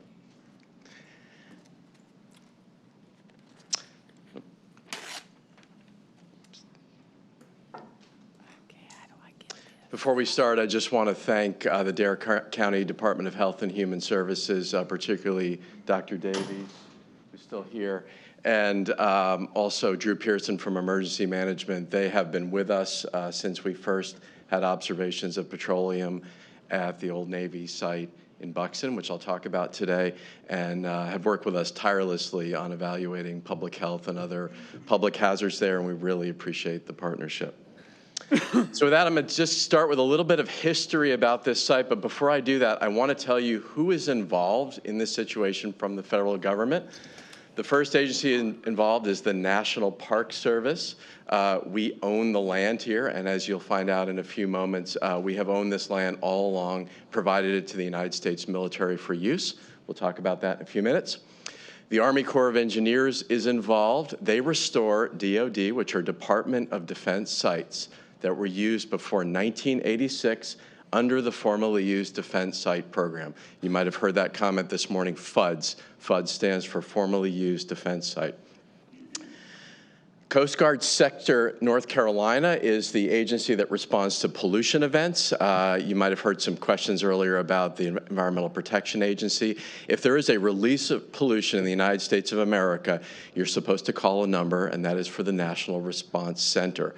If you're in an inland county in the United States, the EPA responds. If you're in a coastal county, the Coast Guard responds. Sector North Carolina is the group that works with us. They work on boat groundings and other hazardous substances in the coastal area, and they have been very involved in this situation. And finally, another agency that's involved is the Coast Guard's Civil Engineering Unit. They're in Cleveland. They manage Coast Guard infrastructure and the CERCLA process. CERCLA is the Comprehensive Environmental Response Compensation and Liability Act for non-petroleum contamination, which may be also present at this site. So let's talk a little bit about history here. Obviously, we're up here in Manio on Roanoke Island right now. The site we're going to talk about today is in Buxton. In 1953, the Secretary of Interior established Cape Hatteras National Seashore. Within a couple years of that establishment, we were already in the works with an agreement. Actually, it was what's called a special use permit with the Navy to develop Naval Station Cape Hatteras that was issued under a permit. This was for surveilling foreign activity off our coast. I can't confirm this, but all accounts seem to indicate that the first detection of a diesel-powered Soviet submarine occurred from this site, just a stone's throw from the Cape Hatteras Lighthouse. The station was used by the Navy until 1982, and as they were departing, the United States Coast Guard said, we would also like a facility in eastern North Carolina. This is a prime location for an administrative facility. They decided to adaptively reuse the large majority of buildings that the Navy had built at this site for the purposes of their operations. They used that with permission from the National Park Service under what's called an MOU, or a Memorandum of Understanding and a General Agreement. That occurred until about 2010. In the middle of the time that they were working there, the Army Corps of Engineers came in and did some work, and in 1998, they established this site as a formally used defense site for the purposes of remediating contamination from the Navy. And now we're going to talk about current conditions, 2023-24. Debris and strong odors of petroleum and occasional sheens from petroleum have been observed at this site. So this is an aerial. A lot of the photographs I'm going to show you today are from the beach right in front of it. If you've been down there, it's about a 50-acre site. All of the buildings have been removed. Some of the infrastructure in the ground apparently has not. So this was a very serious, large facility. This is a photograph looking towards the Cape Hatteras Lighthouse before it was moved in 1999. You can see just how close it was to that lighthouse. There were many, many buildings on this site. It's been reported that over 100 people came to work here every day. A lot of activity here. This is a view from the Cape Hatteras Lighthouse looking north, and there's actually a building. It's to the right. There are two buildings that are closest to the ocean here. The one on the south side, closest to the lighthouse, was a club for officers to go. It was a recreation club or a nightclub, basically. And the building that is just to the north of there is a building called Building 19. We're going to be talking about that a lot as I go through this presentation. This is an aerial view of the area. By the way, this picture, which was from 1975, was during a time where the jetties were being repaired. You can actually see the middle jetty there. There are 3 jetties. You probably get a lot of questions about the jetties that are near the lighthouse there. They were installed by the United States Navy for the purposes of protecting this naval facility, starting in 1969 and finishing in the mid-70s. So what have we seen since September 1st? On September 1st, I got text messages and phone calls that this place smelled like petroleum, like diesel, and that there was debris all over the beach. This was a result of some large swells that came in from offshore from some hurricanes. Obviously, we did not have a direct impact from hurricanes, but anybody that lives here knows that you can have a hurricane or a tropical storm hundreds of miles off the shore, and the big, powerful, long-period swells can directly impact the beaches, and that's what we started seeing. We started seeing all these steel pipes, concrete rubble, massive chunks of concrete and steel, concrete blocks that appear to be the foundation of a wastewater tank, septic drain field parts falling out of the dune onto the beach, large amounts of peat soil, and this is important as well. This peat soil, this organic soil, is what you might find if you were to walk into the Sound from Highway 12 anywhere on Hatteras Island. As you get into that salt marsh, there's a lot of organic, muddy material in there. That oftentimes actually is exposed and eroded out onto the beach. That's because our areas that are currently Atlantic-facing beachfront used to be Sound front on Pamlico Sound thousands of years ago. So we started finding these chunks of soil that was clearly contaminated with petroleum, and the way that we know that is we had some of them tested and they smelled like diesel. We also started seeing the outline of a very large building. This is Building 19. It was also known as the Terminal Building. If you notice a large cable from this building that appears to be going into the water, that is a hydrophone cable. It's a cable that was used for listening for foreign activity off the coast. We don't know how far it went into the Atlantic Ocean. We know that some other sites actually had cables that went out more than 100 miles into the Atlantic Ocean. This is a thick steel cable about this big around, and it is still present. We had no idea it was here before September 1st and this fall. That is the footer that supported the foundation and the rest of the walls of the building. This is a very large building. You can actually see the cable coming out of that big chunk of concrete. This building is called a cable vault. As the name implies, this is where the cable came out of the building and went out into the ocean. We also started finding lots of pipes, including pipes that appeared to be pipes that were used for moving some form of petroleum, whether it was a fuel distribution system or pipes simply for heating oil or other types of oil that might have supplied boilers for these buildings. I'm going to show you this video right here just to give you an idea of what this site actually looks like. This video was taken last week, right before the public meeting that we held in Buxton. Give you a sense of things. We're just about 200 feet down from the southernmost house in the village of Buxton. And you're starting to see chunks of debris, which is from the old naval structures at the site. As we continue down, you see the northern portion of Building 19, or the terminal building. You see the first cable vault there, which is where one of the cables came out of. You also see lots of other debris, and you see a massive concrete pad there, which was actually the foundation for a large antenna. If you were to walk on the ground this day, it would have been much more dramatic than this, but this gives you a feel for the site. And I bring this up because Chairman Woodard mentioned earlier, Cape Hatteras Seashore is 75 miles long from South Nags Head to the tip of Ocracoke Island. It is our understanding, based on what we've seen, that this situation is only affecting a small area of land in front of the old military site. So on September 1st, we called the Coast Guard when we got reports from the public, and they took a sample, and the first sample came back as positive for petroleum hydrocarbons. They took another sample on September 8th, and that also came back as characteristic of light fuel oil and lubricating oil. The Army Corps of Engineers also came down. We'll talk about that in a moment. As I said before, this is a formerly used defense site that they established for the purposes of remediating petroleum contamination. This dark material you see on the beach here is not oil. It is peat soil. It's historic marsh soil or sediment. As a matter of fact, you can actually see old trees from thousands of years ago that were part of the marsh that are now exposed on the beach. You also see a cable and that cable vault. And they took a chunk of that soil right from that area. It came back at 36,000 milligrams per kilogram total petroleum hydrocarbons, diesel range organic. What does that mean? It means petroleum that's characteristic of the types of fuel that's out there, of the family of diesel fuels as opposed to gasoline, okay? If you're curious to know what 36,000 milligrams per kilograms means relative to the state's NCDEQ action level, it's 360 times higher. The action level is 100 milligrams per kilogram, or parts per million in North Carolina. This is not surprising that we are seeing this. We have learned this since September 1st. What you're seeing here is the Army Corps of Engineers report from 2004. I believe it was finalized in 2005. All of those dashed marks on, or those dashed polygons here, are areas where the Army removed petroleum contaminated sediment due to significant quantities of fuel or petroleum that spilled or leaked at this site when the Navy was here between 1956 and 1982.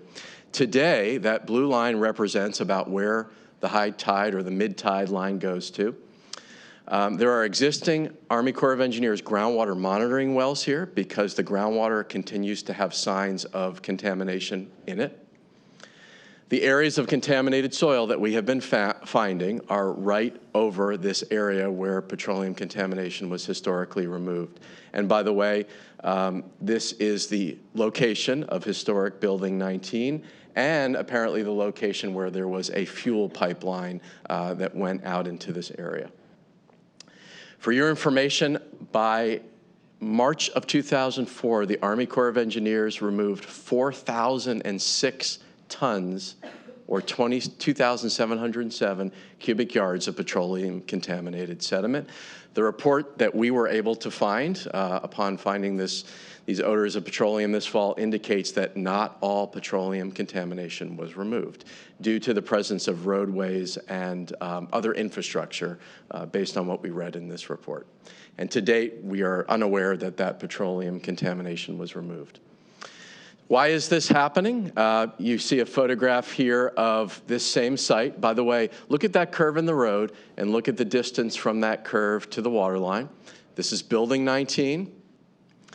And look at the area today. That's Building 19 now. Those are the foundation areas. They're hard to see with the waves here. And you can now see the distance between the curve in the road and the ocean. Areas that were contaminated before are now being exposed to the beachfront and to the ocean due to erosion. You can also see from this photograph a 1958 shoreline and 73 shoreline. And now the shoreline is back where that building is, Building 19.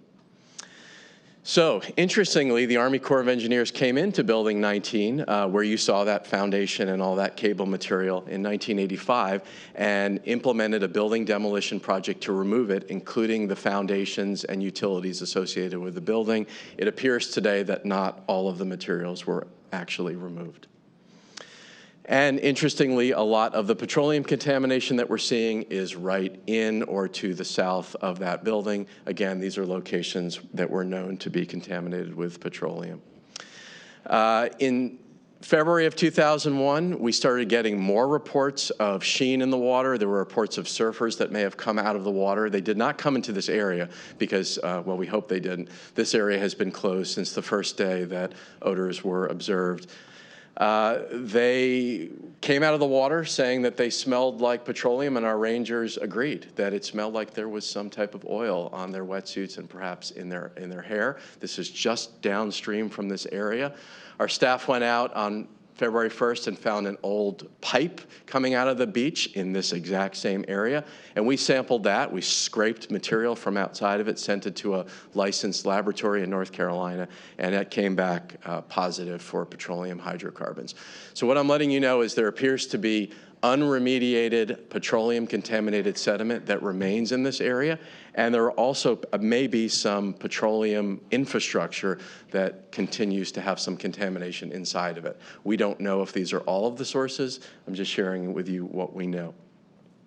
Of all the samples that were taken by the Coast Guard, the Army Corps of Engineers, and the Park Service, whether they have been organic soil, sand soil samples, or groundwater temporary wells, or even a shovel pit test that the Corps did, they have all come back as positive for petroleum hydrocarbons. So it appears clear that this site continues to have petroleum contamination at it. This has generated a tremendous amount of concern, understandably, from me, my staff, the National Park Service, and the local community. These are just little things from social media of newspapers and others telling folks to avoid the area. This is very concerning. Dr. Beach, that's Dr. Stephen Leatherman from Florida International University, I believe, has ranked this one of the best beaches in the United States. And there's been a lot of negative media attention about this. This is a photograph of this site just from last week, from a couple days before we had the public meeting, showing all that naval infrastructure. In addition to the Army Corps of Engineers' work to remediate the Navy's contamination at this site, I mentioned that the United States Coast Guard utilized the site from 1984 to 2010. When they left, they took some soil samples indicating that there may be some other non-petroleum contaminants at the site. Since they left in 2010, we have been requesting that they perform a more detailed Phase 2 environmental study to delineate the extent and magnitude of those non-petroleum contaminants, and they have come through on that. Last summer, they began a study. All of these sites here, all these blue dots, are actually core sampling sites where they have taken deep core samples, and they are analyzing those samples for other contaminants, and they've told us they expect a report back in June. Again, I want to thank Dare County Department of Health and Human Services. They helped us now twice issue a precautionary public health advisory warning the public to stay out of the water in this area. We have continued to keep the site closed, and we have an informational webpage at go.nps.gov/Buxton Beach. You're probably wondering, so what? What is everybody doing about this? We are continuing to have weekly meetings with the Army Corps of Engineers, urging them to collect as much information as they need to collect to begin some form of remediation at the site. We have also had almost daily communications with the Coast Guard since this has happened, and they come down every time we report observations of petroleum. Senior leaders from the Coast Guard, the National Park Service, and the Army Corps of Engineers have also been meeting every 2 weeks. I am not aware of a plan as of today to remediate this problem. All I can tell you is I'm continuing to work hard on advocating for that, and I will be sure to provide you with updates of anything that I hear. Thank you. Thank you so much, Dave. We really appreciate you sharing that info with us like you did from last week. Appreciate it very much. My pleasure. Any questions, Chairman Woodard? Any questions for Dave at this point? Really thorough. Very good. Very thorough. All right. Thank you. Thank you. We're going to take a 5-minute break. Thank you.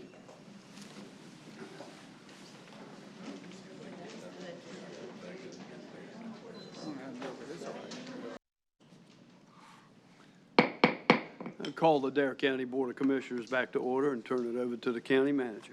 Sir, Mr. Chairman, we're on item 5 on the agenda, and Lee Brinkley and Molly McGinnis are here. They have a proclamation for child abuse prevention month.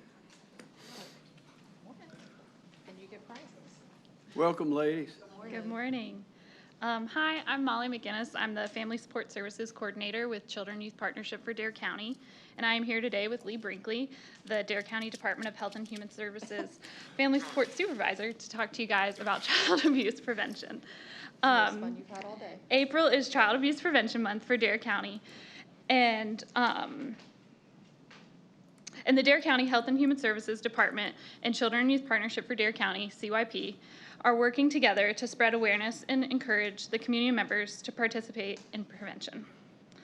This year's theme across North Carolina is Building a Hopeful Future Together, emphasizing the responsibility that we all share in supporting families and providing nurturing environments for our children.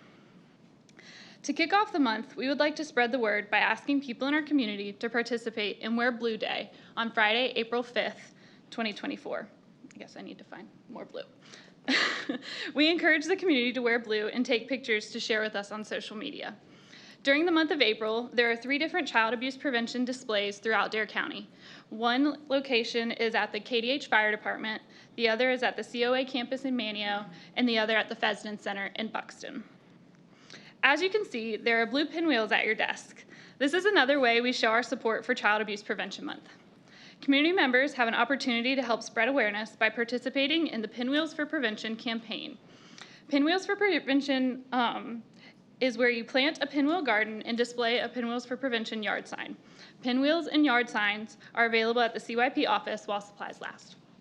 Yard sign.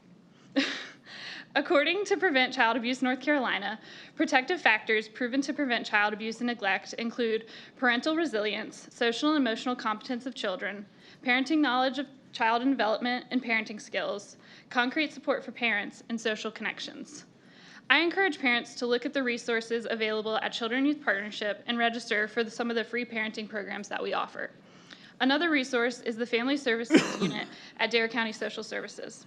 This program is available to families with at least one child under 18 years of age and focuses on increasing family stability, strengthening family relationships, and identifying support systems. Please remember, if someone suspects child abuse, neglect, or dependency, they can call social services and ask to speak to a Child Protective Services social worker. For more information on Child Abuse Prevention Month and how members of the community can take part in it, please visit preventchildabusenc.org. We ask the commissioners today to proclaim April as Child Abuse Prevention Month. Thank you. All right, we have a proclamation you'd like for us to pass, correct? Yes. County Manager, would you read that proclamation? Sure. Whereas children are vital to our state's future success, prosperity, and quality of life, as well as being our most vulnerable assets. Whereas all children deserve to have a safe, stable, nurturing homes and communities they need to foster their healthy growth and development. Whereas child abuse and neglect is a community responsibility affecting both the current and future quality of life of a community. Whereas communities that provide parents with the social support, knowledge of parenting, and child development and resources they need to cope with stress and nurture their children, ensuring all children grow to their full potential. Whereas the effective child abuse prevention strategies succeed because of partnerships created among citizens, human services agencies, schools, faith communities, healthcare providers, civic organizations, law enforcement agencies, and the business community. Therefore, we, the Dare County Board of Commissioners, do hereby proclaim April as Child Abuse Prevention Month in Dare County and call upon all citizens to increase their participation in our efforts to support families, thereby preventing child abuse and strengthening the communities in which we live. This is the second day of April 2024. Motion to adopt. There's a motion on the floor by Commissioner House to adopt the April 2024 proclamation as presented, and it's been seconded by the Vice Chair. Any further comments? Hearing none, those in favor of the motion signify by saying aye. Aye. Opposed, like sign. Motion carries unanimous. Thank you so much, ladies, for what you do. Appreciate it. Chairman Woodard? Yes, ma'am. Caitlin is organizing for this building for employees that work in this building to wear blue on Friday. Oh, great. And Great. she's coordinating a photograph for employees to wearing blue to meet in the lobby, so we can post that on our social media. Super. So. Did you hear that? Just wanted to mention that. Great. Yeah. Very good. County Manager? That brings us to item 6 on the agenda. We have Phil Cooper and Stephanie Baker here for the National Alliance for Mental Health, and they have a presentation for you. Thank you. Welcome this morning, Stephanie. Phil?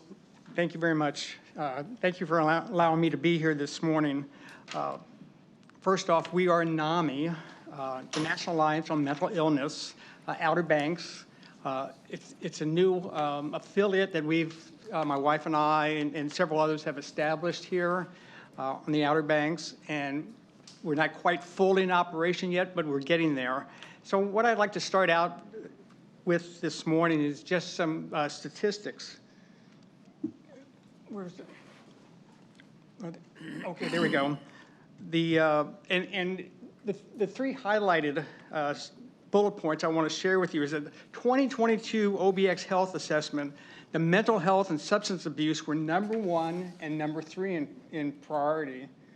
And there were 307.6 average yearly number of ER visits for behavioral health concerns between 2017 and 2021.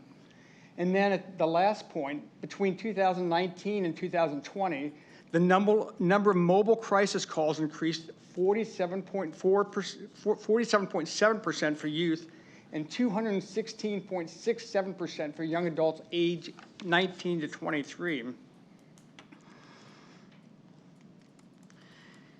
I know this is going to be hard to read, so I just want to point out some of the bigger items. 1 in 5 U.S. adults experience mental illness each year, and almost 1.5 million adults in North Carolina have a mental health condition.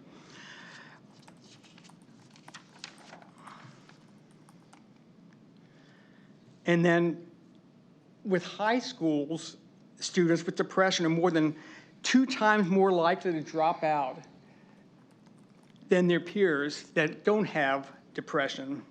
It says 53.2% of North Carolinians aged 12 to 17 have depression, did not receive any care in the last year.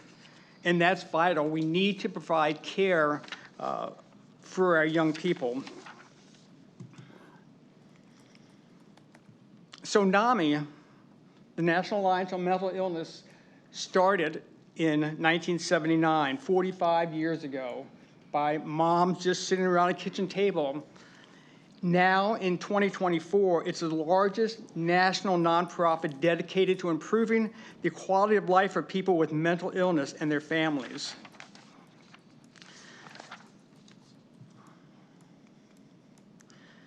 So NAMI's vision, we as NAMI envision a world where all people are affected, who are affected by mental illness, live healthy, fulfilling lives supported by a community that cares, maybe not the future that we as parents or guardians of our children envisioned, but something meaningful that they can do. And NAMI's mission provides advocacy, education, and support and public awareness for all these individuals and families that suffer as part of their family members having mental illness.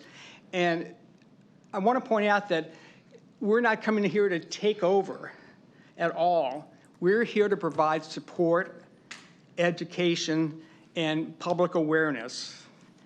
And the 5 NAMI values that we support are hope, which is probably the most important thing because so many parents, guardians of their loved ones, sometimes don't know where to turn because of their loved one having mental illness. And so hope is very important. Also inclusion for all ethnic backgrounds. We also offer empowerment to them, and especially compassion and fairness. So NAMI OBX began with an observation that we made probably about 5 years ago. My wife, Kathy, and I came to the Outer Banks on vacation probably beginning in 2002 or 3. Always loved coming here, and we decided to come and live here full time a few years ago. And we made this observation that there wasn't a NAMI affiliate on the Outer Banks, and we saw that there was a need. So we were really benefited from the NAMI support groups and education resources.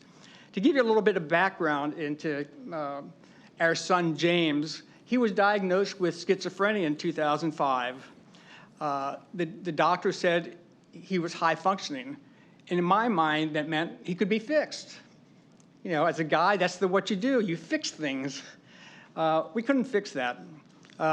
He was on medication for about 12 years. In 2017, he said, I'm feeling so much better, I don't need this medication. So he moved back from LA, lived with us in Greensboro, North Carolina. He was up and down probably for the next year or so. And we got to the point where he was destroying things in the house. He was running away. He was all kinds, manner of things. He was yelling at us, abusing us, really. And so we had to have him committed. So that was kind of the downhill slide in 2019. So we had him committed. Worst day of my life to have the police officer come over and take him away. And so that night we found a NAMI affiliate in Guilford County, North Carolina. And we went, and they offered us support at their support group. They were just beginning an education program, a family-to-family class. And we bought in, and we found the support and the resources that we really needed. So we've just recently received our official NC State affiliate approval in February of 2024, and we are expecting our national approval later this month. And we hope to begin our support groups and education classes in May of this year. So we're going to start with April and May. We're going to have some town hall presentations to the community. Our big fundraiser, we're planning to do that at Aviation Park on May 18th. And then we're going to start up those family support meetings. In June and August, we're hoping to work with the school districts to plan for NAMI. My wife's a former teacher, so she has a good inroad to that. And then in September, we're going to plan to teach the 8-week family-to-family education classes. And then in September through December of this year, we plan to make additional presentations to Dare, Currituck High schools. Now in 2024, NAMI OBX plans to begin offering as many of these classes, the education classes and support groups, as we could possibly do. The first one of them I mentioned was a family-to-family, which is an educational program. It's directed toward those that support their loved ones with mental illness, whether it's a parent, whether it's a sibling, whether it's grandparents, and whether it's a child taking care of their own parents with a mental illness. But it gives them the tools they need to communicate more effectively, with their loved ones. And there's NAMI peer-to-peer and NAMI basics. Now, NAMI basics is a 6-session education program, it says, for parents and caregivers, and on all those who provide care for youth ages 22 and under that are experiencing serious mental health issues.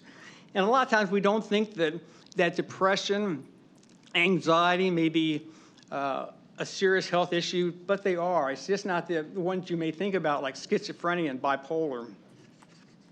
And I just mentioned about the NAMI family previously, but this is a wonderful course that really helps the families deal with the individuals with mental health concerns. And then there's a NAMI peer-to-peer, which is a free 8-week educational program for the people that are actually adults that are suffering with mental health conditions to understand, how they can deal with themselves and their recoveries. And then we have family support groups, family support group and the recovery support group. Now, the family support group is what I talked about earlier, and it really is. It's people that are families that are trying to understand, their loved one and what's going on. And I think one of the most important pieces, in addition to the resources, is the connection, because you don't. Everybody feels, when you have cancer, for instance, or heart disease, people will bring over, they'll call up and say, "What can I do to help?" When somebody has a mental illness, nobody says that. They said, "I don't want to deal with this." So that's what's so important about the family support group, is to let families know that they're not alone and that there's people out there that are suffering just like they are.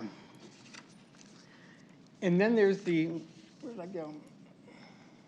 Oh, then the NAMI Connection Recovery Group is a peer-led support group for adults who have a mental health condition.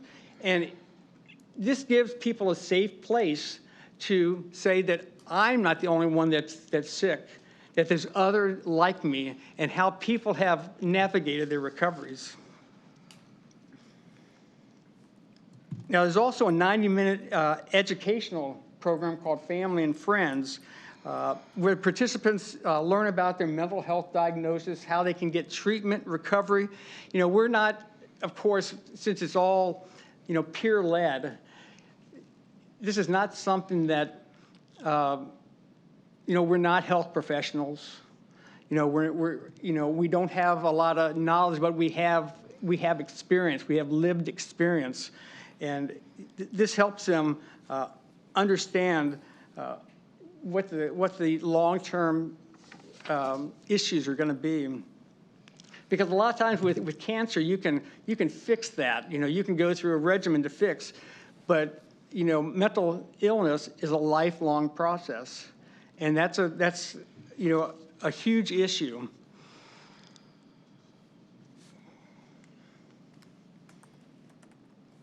Okay, and we're also planning to do an in-school presentation designed to teach middle and high school students, staff, and families about reducing stigma and the signs and symptoms of mental illness. A lot of times the kids are ostracized for a number of reasons, the bullying and all that stuff. But there's a certain level of stigma, too, with people with mental illness. And so we want to open this up so the kids can talk, that they can end the silence, from having to be kind of sheltered away, and people can speak openly about these issues. Now, the next two programs, one is for the African American communities to promote mental health and to, help them heal as a community. And then the next one is for the Hispanic community. And this is because obviously we have a large Hispanic community, in the Outer Banks. And this is to get the word out and to know that they are not alone.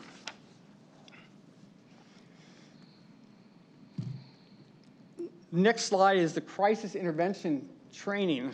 This is something that's been very effective in Guilford County.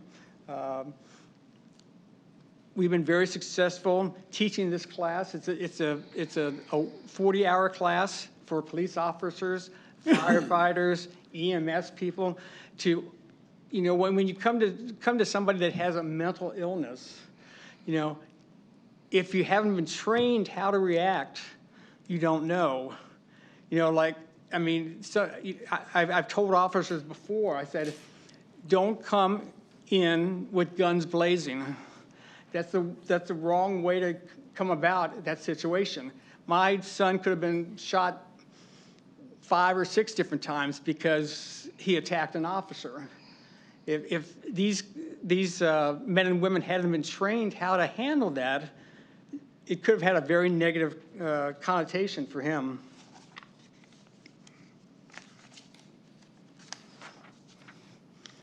So now we get to how can you help? First, we can, everyone can join NAMI OBX. Currently, our affiliate hasn't been totally approved by the NAMI National, but it should be approved by mid-April. So you can sign up. You can also volunteer. On May 18th, we have NAMI Walks. It's a 5-kilometer walk. And if you and your organizations can participate in that, that'd be great. You can invite a presenter to your group, your church group, your community meeting, and you can also partner with NAMI, which there's a number of ways to do that. Corporate and foundation supporters, influencer, ambassadors and supporters, community partners, resource and information collaborators, and becoming a partner. So connect with us. NAMI OBX Steering Committee. Chairs, my wife and I are co-chairing this. Vice Chair is Dr. Richard Martin. The Secretary is Stephanie Baker here. The Treasurer is Angela Marino, and our at-large members are Brandy Rowden and Sandy Martin.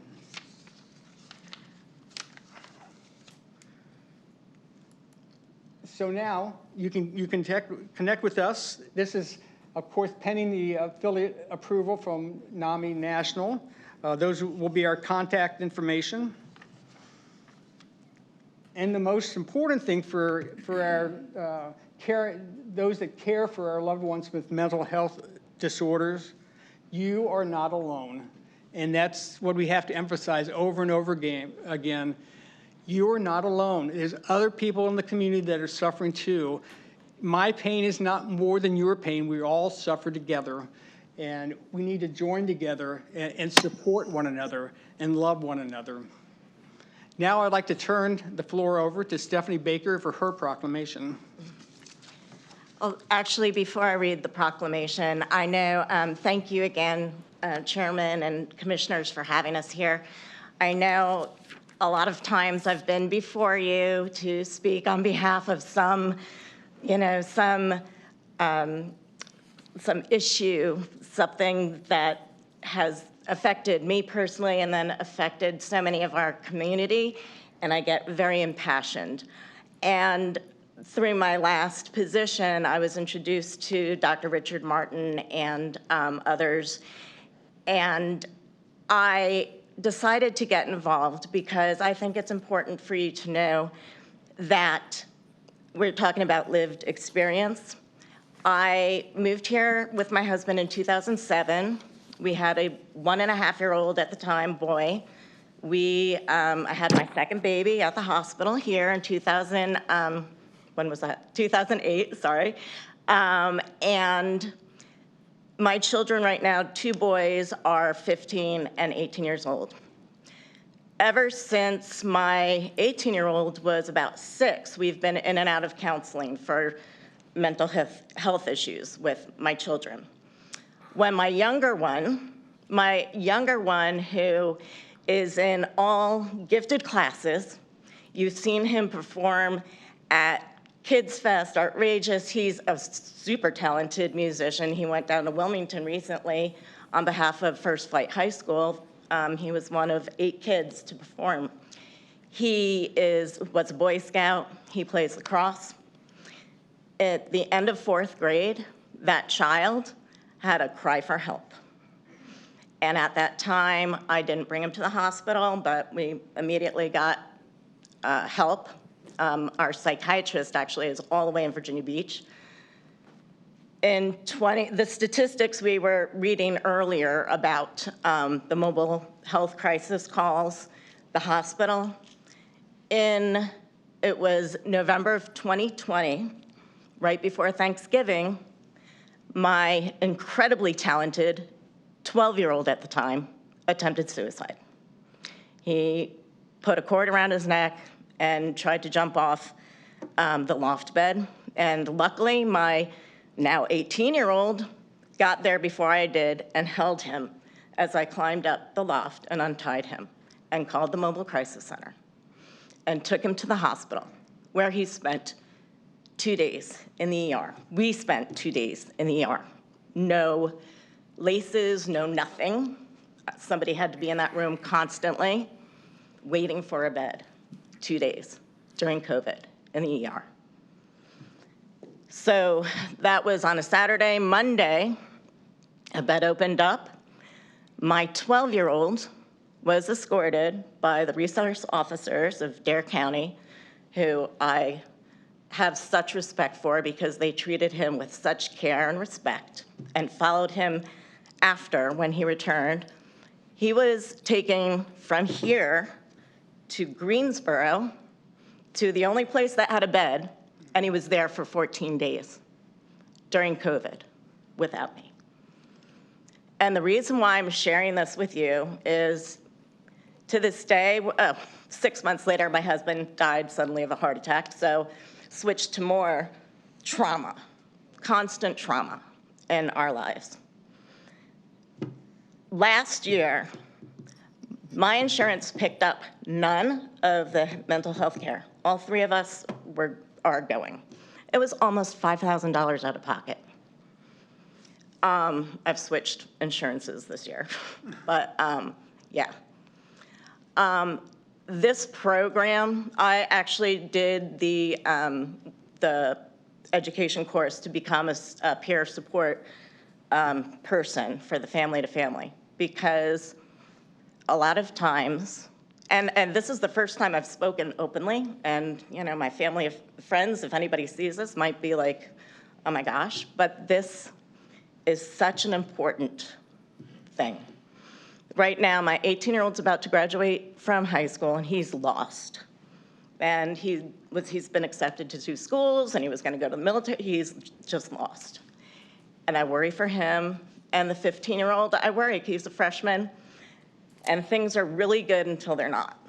And so I think we are not trying to overstep Dare County Health. We are not trying to overstep the Board of Education and the educators, but to work together concurrently with them and really try to bring this to the light, because it's a dark subject and people don't want to recognize it. But in our society today, we feel like it's just so important to bring this forward and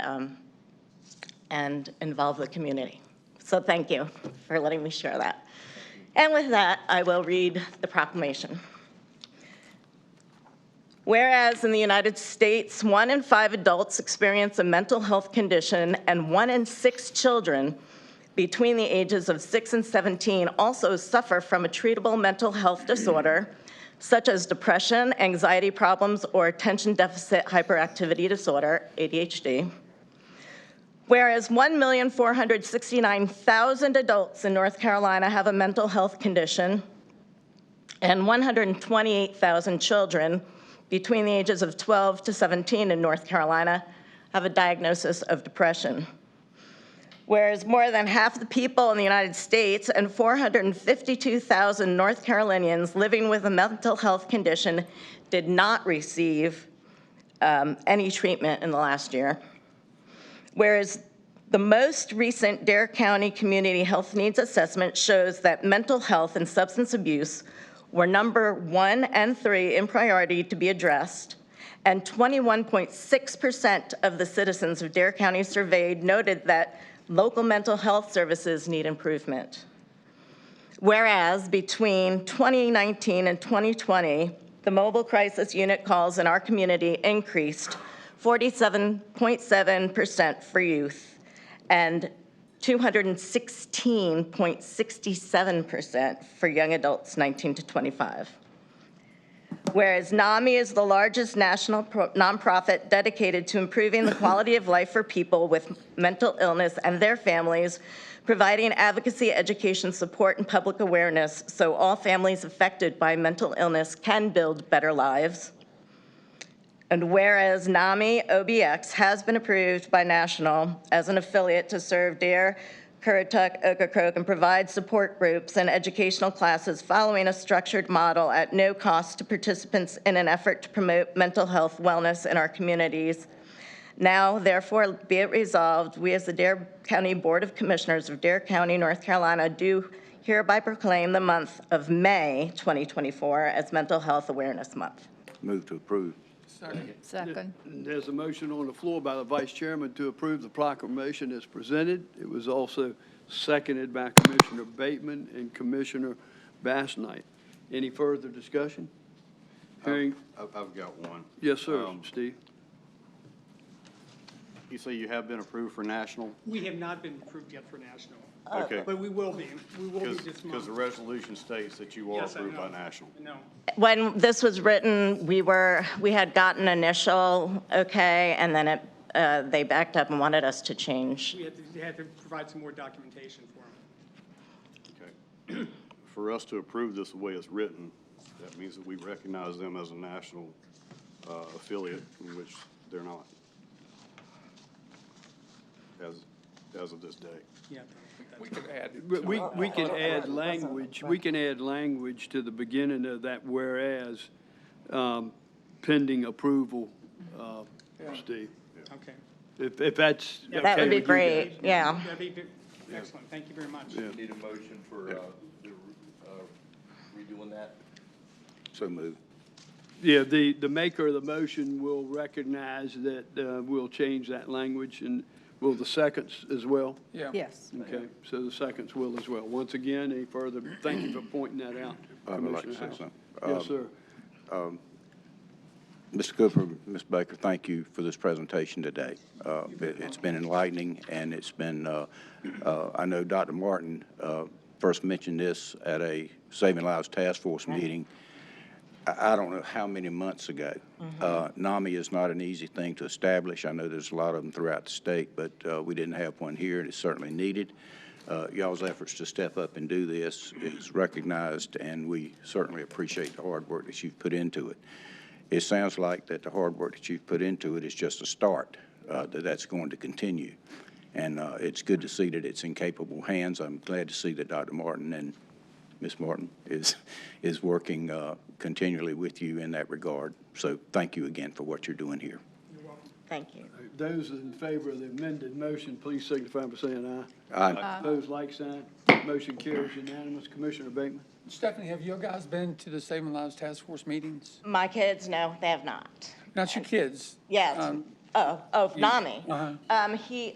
Philip, Yeah, I've been, my wife's been. yeah. Okay, good. I was present with my former position, but I haven't been back, but I'd like to attend as well. So. This is so intertwined. Yeah. Yes, And, absolutely. and that's where You have to actually, get more exposure. that's where I first heard about it. So, yeah, at that meeting. So, thank you very much. Thank you Thank again, you. guys. Attention, I appreciate it. Great work. That brings us to item 7 on the agenda, Mr. Chairman. Lee Nettles is here from the Dare County Tourism Board to request your consent for an expenditure from their short-term residential fund line item 5160. Lee, welcome this morning. Thank you. Good morning, Mr. Chairman, Board of Commissioners. We have just started April, but we're already thinking about July. We have the annual fireworks grants that were applied for. These are funded out of the restricted fund, which requires your consent, of course. They are set up as a matching grant with us being able to fund up to half of the expense. We received 4 applications, which is consistent with previous years. We had an application from the Avon Property Owners Association for $14,875. The town of Kill Devil Hills for $12,400. Town of Manio, $19,000. And the town of Nags Head, $13,750, bringing the total to $60,025. All of the applications were fully funded, and the Tourism Board approved these awards unanimously at its last meeting. So with that, I would like to request your consent on the expenditure or answer any questions. Anybody have any questions of Lee? Motion to approve. Okay, there's a motion on the floor by Commissioner House to approve as presented. Second. Seconded by the Vice Chairman. Any further discussion? Hearing none, those in favor of the motion signify by saying aye. Aye. Opposed, like sign. Motion carries unanimous. Thank you, Lee. Thank you. Once Appreciate again, it. thank you for what you do. Y'all do great work, my friend. Thank you. That brings us to item 8 on the agenda. That's a quasi-judicial hearing for a special use permit application 1-2024. And Morgan Potts from our planning department is here for that presentation. Mr. Chairman, everyone has been sworn as this is a quasi-judicial Okay. hearing. Good morning.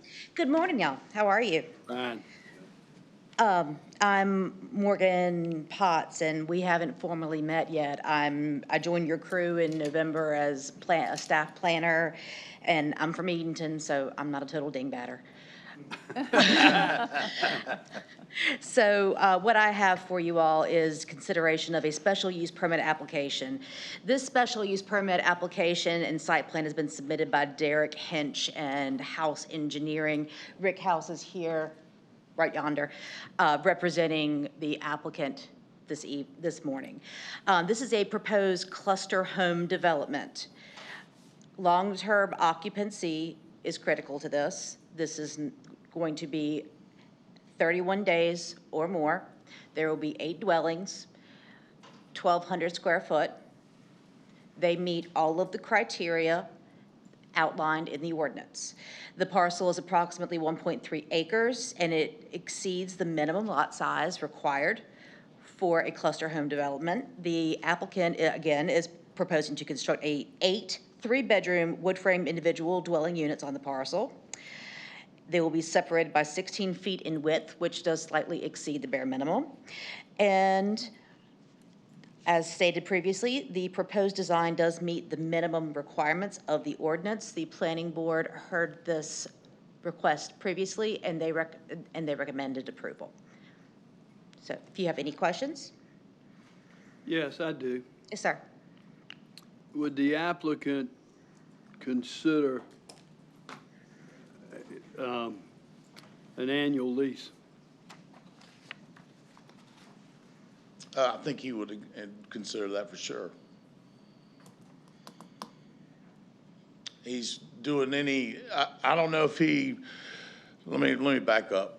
30 days is the minimum or that you can do in the ordinance, but you're saying an annual lease only. Is that what your question was in there? I have difficulty with what's defined in our zoning ordinance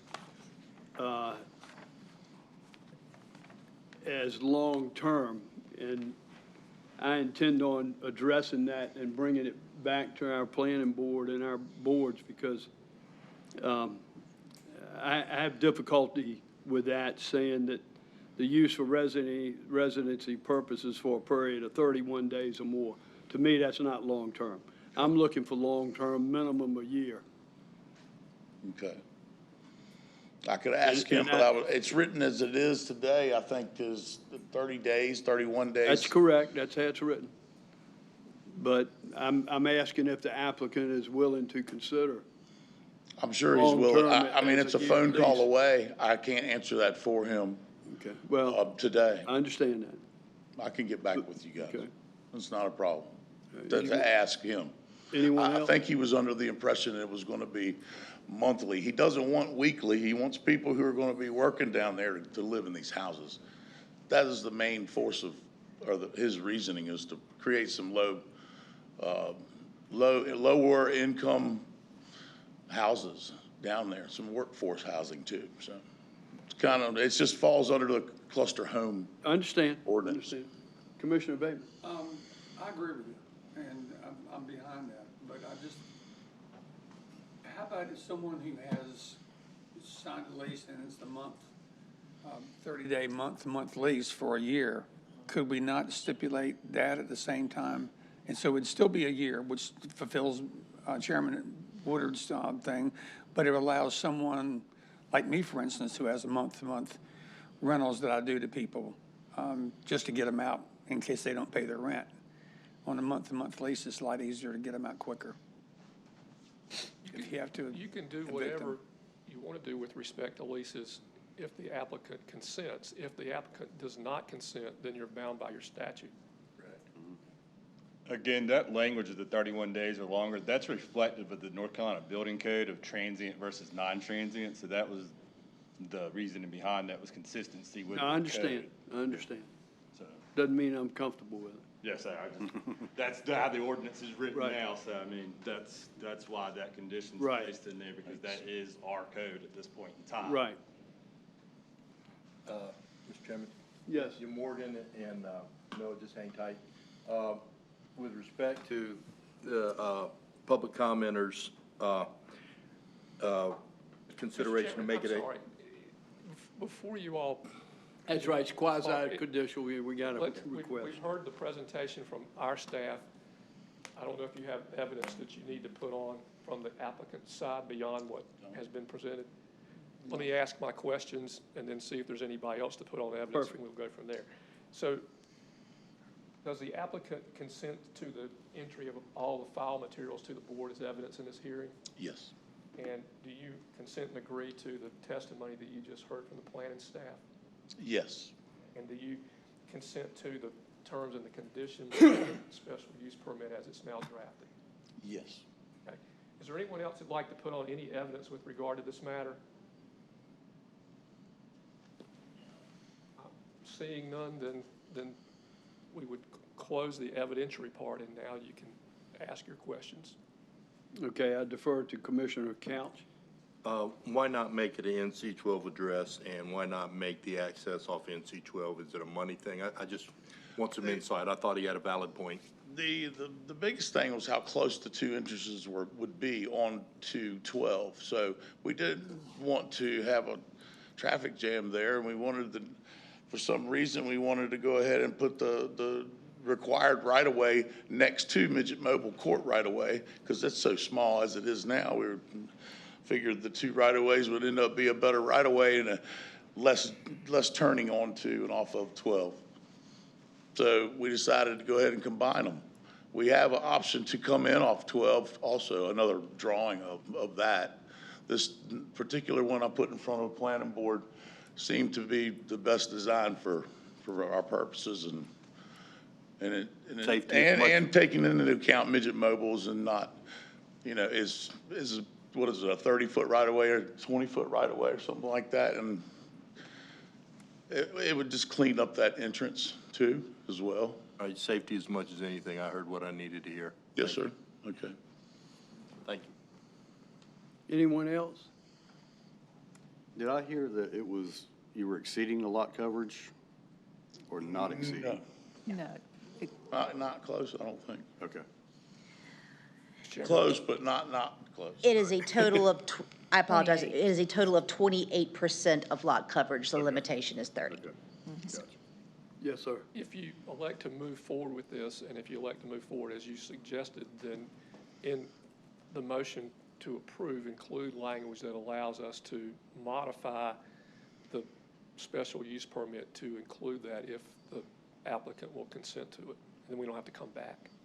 To include an annual lease. If the applicant consents. I mean, that's mine. I'd have to yield to my fellow commissioners if they agree. Is that something you? And I agree with that. I agree with that, too. agree with that, too. That's nothing but a phone call and get back with you guys. Understand. Okay, so it's approved either way, but if the applicant chooses to include the 1 year limit, then we can modify it.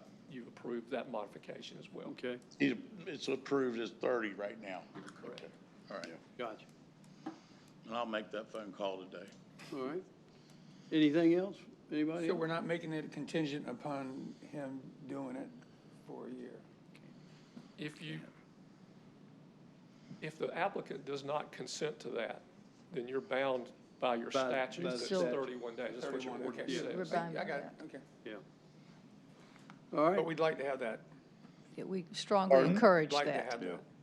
Yeah. Yes, we strongly encourage it. I will try my best. Thank you, guys. And let me take it a step further. I don't know if a provision can be made or not, because I don't want to penalize anybody. Say, I know you said you wanted workforce, get Well, some of those folks in there. originally, we came in thinking that we would do a workforce Yeah. type setup, but we didn't have the commercial part of the component in that. So we decided to go with the cluster homes because we weren't concerned about trying to rent the things weekly, ever. We were always concerned of having a place for a year-rounder, even 6 months around, working down there, that had a place to go, either rent or buy. Right, well. And they're small homes, they're 1,200 square 1,200 feet. square feet. Yeah. Yes, sir. Where I'm going with that is, I want to help the individual that's looking to find somewhere. I don't want any hesitation on their part. Well, they can't sign a lease for a 12-month period. I'd like to take it a step further that if in fact they signed a 12-month lease, that they would have a stipulations to help you guys out in there, as long as they gave them a 30-day notice, that they could be released from that year contract, Because you might get somebody down here that's working for somebody on a job, and he only needs it for 6 months. If he signs it for a year lease, if he can at least give them a 30-day notice. That's where the 30-day I was talking about. Yeah. Gives Yeah. him But the opportunity that's with- not what a our month to ordinance says. Right. So, just food for thought. Thank you. Food for thought. Make note of it, and I will call the applicant today. All right, we have a motion on the floor and a second. Any further discussion? Hearing none, then those in favor of the motion signify by saying aye. Aye. Pose like sign. Motion carries unanimous. Thank you so much. Thank you, guys. Thank y'all very much.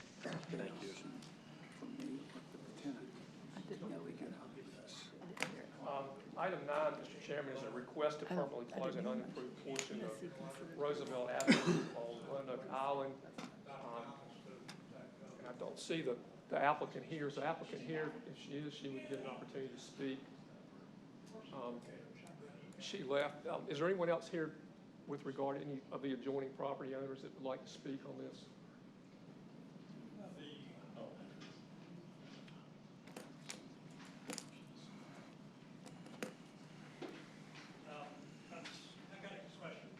Hang on, that's not. Good morning, y'all. Good morning.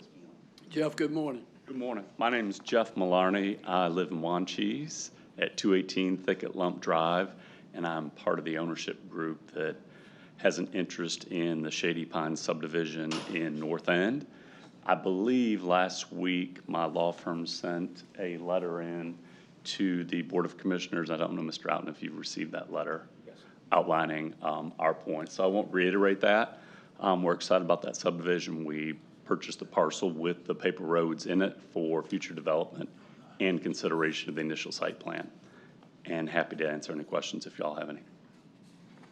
I do, Jeff. Yes, sir. And correct me if I'm wrong.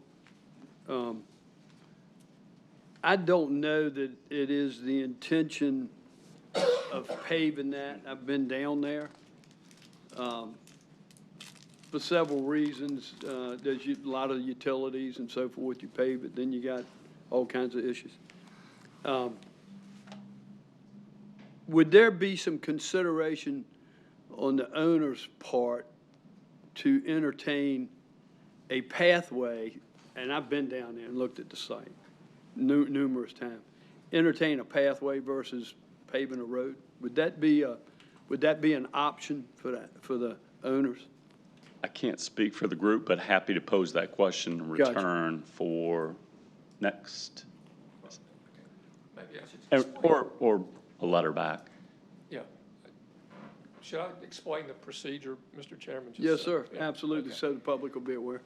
So what the statute says is that if someone comes to you and asks you to abandon what's platted as a public road, then you have the right to abandon it. And if you choose to abandon it, then the title to that road then conveys to the property owners on either side of the road. 50% goes to one side and 50% goes to the other, and it becomes their private property.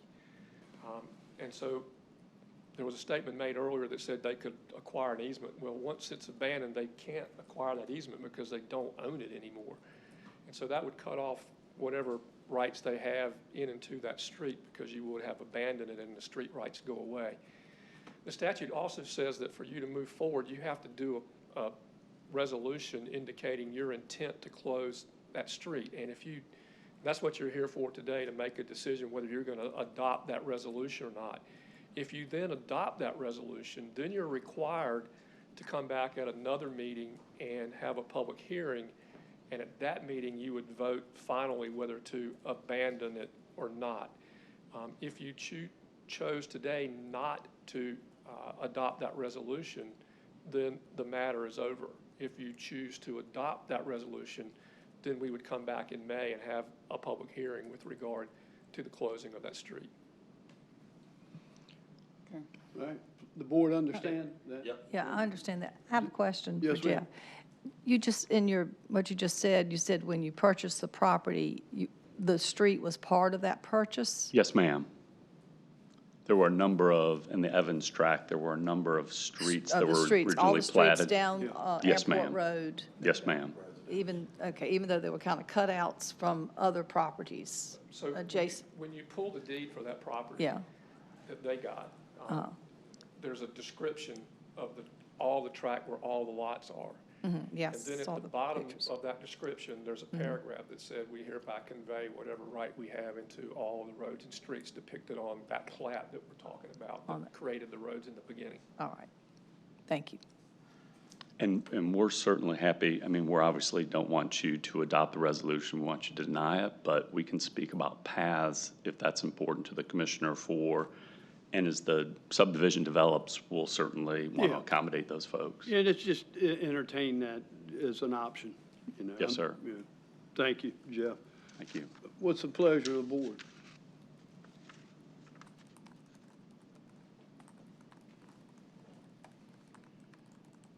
Somebody? Or it fails for lack of a motion. Yeah. I'm not voting for it. Okay. All right, then it certainly fails for a lack of a motion. Thank you. All right, thank you. Thank you, Jeff.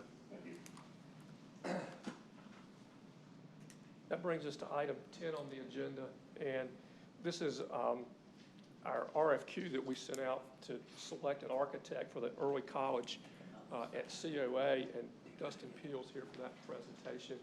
I believe that we sent to you all the responses to the RFQ. They're big and they're thick, so we sent them to you earlier so that you wouldn't be surprised by them today. And so with that, I'll leave it to Dustin. Good morning, Dustin. Good morning, Mr. Chairman, Mr. Vice Chairman, members of the board. As the county manager had mentioned, we solicited an RFQ and advertisement earlier in March seeking a qualified architectural firm to aid in the programming and the designing of the recently approved early college preparatory project. The fruit of that was we received 6 submittals from firms ranging from Raleigh, Greensboro, Rocky Mount, Wilmington, and north into Virginia Beach. After staff review and conversations with the county manager and the finance director, we feel that moving forward with Oakley Collier Architects out of Rocky Mount would be the preferred vendor for this project, or preferred designer for this project. And if you all are comfortable, I'd like to get your approval to move forward with Oakley Collier, as well as authorizing the county manager to sign and negotiate the design contract once that's ready. I'll make the motion to approve. Okay, there's a motion. Excuse me? I was just going to add to that. You're going to add something to it? Well, just as we went through them, there were 2 or 3 that were likely candidates to do this. And of course, Boomerang was one that did the original plan. Oakley Collier has a couple of benefits. One is they have a supervisor that's here 24/7, 7 days a week on all of their projects. And so we have somebody here, and that has worked fabulously for the things that we've been building up to date. Having that person here, the number of problems that get solved that Dave and I and Dustin don't have to get into are innumerable. And so from our perspective, it has worked very well, and nobody else can offer that. And so that was one of the major points in their favor. And the second thing is that we have such a good working relationship with them with what we've been doing, and we've been getting things done on time. We get them here when we need them. All of those things work to our benefit, and to start all over again would change all that. And it's not to denigrate any of the other ones. They were all good firms, but this one stuck out for our experience and for them having staff here in the county that we can get to when we want to. Okay, thank you, Bobby. There's a motion on the floor by Commissioner House to accept Oakley Collier's as second. Second. Seconded by Commissioner Bateman. The floor is open for further discussion. Hearing none, those in favor of this motion signify by saying aye. Aye. Opposed, like sign. Motion carries unanimous. Thank you all. Thank you, Dustin. This brings us to item 11 on the agenda. This is a resolution of the Commissioners approving an amendment to an installment financing contract and the delivery thereof and providing for certain other related matters. And I'll turn that over to our Finance Director, Dave Clausen. Welcome, Dave. Thank you. Good morning. This is the final action for you to take to issue the bonds that will finance the Manio Youth Center, the Mans Harbor EMS Station, and the Kitty Hawk EMS Station. You were provided electronically copies of all the documents a couple of weeks ago.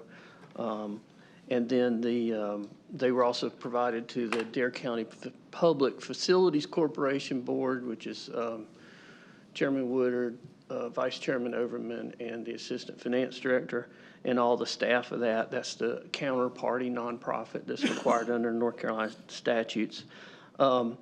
So the resolution makes some findings of fact in that you previously determined to finance the projects and others in the capital improvement plan by granting deed of trust on the Killable Hills property that's currently under construction. And I'm going to put out one little thing. There's just 5 or 6 words in there, and others in the county's capital improvements plan. Since you got the second AA+ bond rating, we got into that AA+ club at the state level, and just that lets us have flexibility in that if these projects come under budget, we can use it toward other projects. And now it's anything in your capital improvements plan, and if you're not in that level, you don't get that flexibility. So you also are finding this, it's in the best interest of the county to enter into the amendment to last year's contract. We'll finance those 3 projects at an amount not to exceed $28,500,000. The current amount for the bond issue, the proceeds, is $26.989 million, and that's in the number set that follows the resolution. We'll execute a contract to purchase and a letter of representations for the underwriters, which is Piper Sandler and PNC Capital Markets. You've had copies of the documents, the amendment, supplemental indenture 1, purchase contract, and letter representations. You've gotten a draft of the preliminary offering statement, which is the statement that goes out for the bond sale, which makes a lot of information disclosures and commitments such as continuing disclosure to the bond buyers. You held a public hearing on March the 4th, and I 2 weeks ago submitted an application to the Local Government Commission. You're resolving that all actions of the clerk, the manager, and finance director and our designated or respective designees are approved and authorized. You're approving the preliminary offering statement, the final offering statement, the amendment to the contract. You're approving the purchase contract and the letter of representations, and authorizing us to take any actions we need to take to get the deal sold and closed and comply with the terms of the contracts. The Public Facilities Corporation signed their resolution this morning, so that's all done. The application's on the May 7th Local Government Commission meeting, and the sale date's May 8th. The closing date's May 28th. Our current estimated rate is $347 for a true interest cost. And I looked, bonds we sold last year were $345. We have rating meetings on April 15th and April 16th. So you're requested to adopt the approving resolution. Absolutely. Any questions today? Pleasure of the board. Motion to adopt. Motion to adopt by the Vice Chair and Commissioner House. Is there a second? Second. Seconded by Commissioner Bass Knight. Any further discussion? Hearing none, those in favor of the motion signify by saying aye. Aye. Aye. Opposed, like sign. Motion carries unanimous. Thank you so much, Dave. Thank you. Item 12 on your agenda is the consent agenda. On the consent agenda, you have the approval of the minutes, you have the tax collector's report, you have the advertisement for the 2023 tax year liens, you have an operative IQ licensing agreement for EMS, you have an easement agreement, shallow draft cost share resolutions for fiscal year 25, Centus Corporation Facility Services Rental Service Agreement, Dare County Parks and Recreation Advisory Board bylaws revision, you have a budget amendment for emergency management reimbursable Homeland Security grant awards, you have a budget amendment to reestablish the budget of state for affordable housing grant in fiscal year 2024. You have a budget amendment for the American Rescue Plan Fund and the Local Assistance and Tribal Consistency Grant. You have a DHHS Social Services Division Energy Programs Budget Amendment, and you have the DHHS Public Health Division Public Health Services Grant. Before you move forward with that, there's two things on that I need to talk to you about briefly. The first one's number 5, those easement agreements. Those easement agreements are easement agreements that we have with the carriers to put towers on some of our properties. We have some discussions going on between Matt and the carrier with regard to the location of the underground lines that run to those towers. We expect to resolve that in the next few days, certainly before we have a meeting, and we ask you all to approve the easements with the caveat and give me and the authority to amend the language to address the concerns that we have as it's now written, and then we can fix that and sign them and move along. We don't have to wait till the next board meeting to do them again. So if you'll, in your motion, to approve the consent agenda, include number 5 as amended. And then down in number 10, there's been so much talk about affordable housing. I thought maybe we ought to just make sure everybody knows what this is. This is just a technical thing that Dave has to do for his bookkeeping purposes. When the money came in from the state for the affordable housing, it gets budgeted into the budget, and it got budgeted in 2023 into the budget. This simply puts it in the budget for 2024. It just moves it from one line to another line on Dave's books. That's all this is for, but it requires your approval to make that change to the budget amendment to get that moved into the right line on the budget form. Doesn't spend any of it, doesn't do anything with it. It's just a bookkeeping procedure that we have to go through. And with that, I ask you to approve the consent agenda as amended for number 5. Move for approval. Yep, second. Okay, there's a motion on the floor by Commissioner Bateman, seconded by Commissioner Couch. Any further discussion? No, I'm just on the number 5 there, I'm familiar with that property. That's, it's a good move. Those in favor of the motion signify by saying aye. Aye. Opposed, like sign. Motion carries unanimous. All right, next are your board appointments. The first one you have is the ABC Board. Due to the passing of Mr. Owens, the ABC Board recommends Earl Sheeran to be appointed to fill the unexpired term. Move to appoint Mr. Sheeran. Second. Motion on the floor by Commissioner Couch, seconded by the Vice Chair. Any further discussion? Hearing none, those in favor signify by saying aye. Aye. Opposed, like sign. Motion carries unanimous. Number 2 is the Aging Advisory Council for the Albemarle Commission. Due to the termination of Beth Moore, the Albemarle Commission recommends that Ms. Jenna Weiner be appointed to fill that unexpired term. Motion to appoint. Motion to appoint by Commissioner House. Is there a second? Second. Second by Commissioner Bass Knight. Any further discussion? Hearing none, those in favor signify by saying aye. Aye. Opposed, like sign. Motion carries unanimous. Next is the Airport Authority. Due to the passing of Jack Shea and the resignation of David Cronover, the authority recommends that Irvin Bateman and Tony Bruno be appointed to fill the unexpired terms. Move to appoint Irvin Bateman and Tony Bruno. Okay, there's a motion on the floor by the vice chair. Is that second? Second. Second by Commissioner Bassnight and Couch. Any further discussion? Hearing none, those in favor signify by saying aye. Aye. Opposed, like sign. Motion carries unanimous. Next is the Juvenile Crime Prevention Council. Jamie Cox's term has expired, and the council recommends her reappointment. Motion to reappoint. There's a motion on the floor by Commissioner House to reappoint. Is there a second? Second. Second by the vice chair. Any further discussion? Hearing none, those in favor signify by saying aye. Aye. Opposed, like sign. Motion carries unanimous. Then is the Mans Harbor Marina Commission. Jeff James and Paul Mann, the fifth terms have expired, and both members wish to be reappointed. The commission also recommends appointing Audra Shackelford to a vacancy. Is that the one that came up? Is there another one? That was it, okay. Yeah. That's it. That's it. Move to approve. Motion on the floor by the vice chair, seconded by Second. Commissioner Bassnight, excuse me. Any further discussion?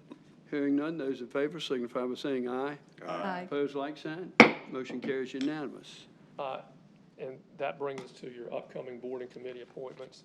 In May, you have the Veterans Advisory Council with 2 terms expiring. You have the Zoning Board of Adjustment with 1 term expiring. In June, you have the College of Albemarle Board of Trustees with 1 term expiring. You have the Extraterritorial Jurisdiction District for the town of Southern Shores with 1 term expiring. You have the Pheasant Center Advisory Board with 4 terms expiring. The Hatteras Community Center Board with 2 terms expiring. The Juvenile Crime Prevention Council with 5 terms expiring. The Mans Harbor Community Center Board with 2 terms expiring. The Roanoke Island Community Center Board with 2 terms expiring. The Rodanthe Wave Salvo Community Center Board with 2 terms expiring. And the Waterways Commission with 4 terms expiring. And then in July, you have the East Lake Community Center Board with 1 term expiring. The Game and Wildlife Commission with 4 terms expiring. The Older Adult Services Board with 1 term expiring. The Parks and Recreation Advisory Council with 8 terms expiring. And the Wanchese Community Center Board with 2 terms expiring. And that would be your agenda, Mr. Chairman. Thank you, County Manager. That brings us to item 14. But prior to that, I'd like, unfortunately, those that spoke this morning in public comment are not here. So I'm hoping that they will follow up since we tape our meetings.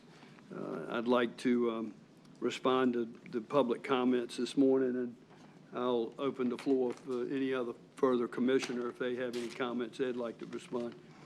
First, Mary Ellen Balance talked about the shooting teams. This is great to see our students, some 140 students involved in this with 3 different high schools and the accomplishments that they make. And I just wanted to thank Mary Ellen Ballanson for bringing this to our attention and making us aware of this. And we're very proud of our students out there that participate in this program. Mrs. Aida Hoffel made some very, very good points this morning. She had 7 points that she would like to ask the Army Corps, and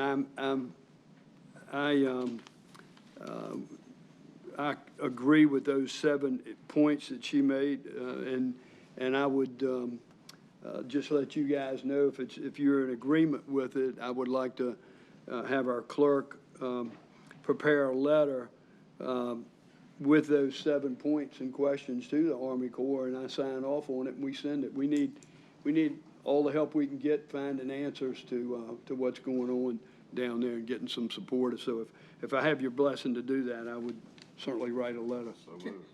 Can we also include, I don't know how much help he can be, the governor included on that? Absolutely, absolutely. That was my next point. I was going to write a separate letter letting the governor know what steps we've taken as a board, meaning our meeting with our federal legislators, and ask him to weigh in and support, help us navigate that to get to the feds to get something done. So I'd write a separate letter if it's. Mr. Chairman, just to add to that a little bit, and we should do those things. I'm not saying we shouldn't, but I wanted the public to know what we have done because Absolutely. we've gotten, I mean, EPA's involved, the Navy's involved, the Coast Guard's involved, the North Carolina DEQ's involved, our health department's involved, the National Park Service is involved, our congressional delegation's involved, our senators are involved, Congressman Murphy's office is involved. Everything that we've done, everything that we've sent out, we have sent out to every political person in a position that could somehow help us do this.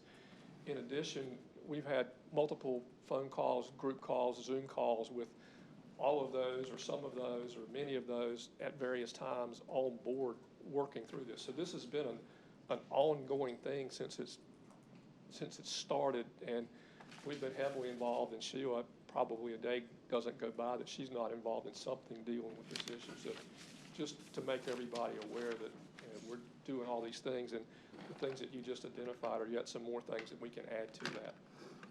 Absolutely, County Manager, and thank you for bringing that to our attention. The next individual who spoke was Brian Harris, making us aware of the Restoration Advisory Board, and I commend them for stepping up to the plate and doing that. And I was certainly proud of Sawyer, his son, and his comments, and asking students to write letters, and I think we all responded at the time, absolutely. That's just absolutely remarkable. Yeah, it is. I think it's phenomenal. And we'll encourage anyone out there to write letters, so the more pressure we can put on the feds to bring this to a closure it would certainly be a blessing for us.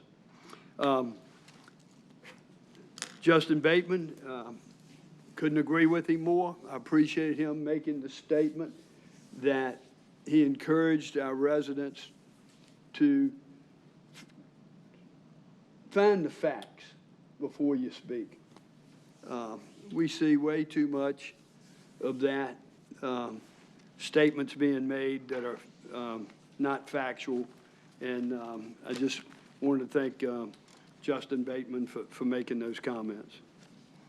As far as Ms. Morgan's comments, having made the statement that Mr. Hennessy will receive $5 million is totally just unrealistic to make a comment as such, and very, very inaccurate. I would just recommend to Ms. Morgan and those of you who are watching today, this is public information. In January 18th of 2022, over 2 years ago, qualifications to construct essential and workforce housing in Dare County presented by Coastal Affordable Housing.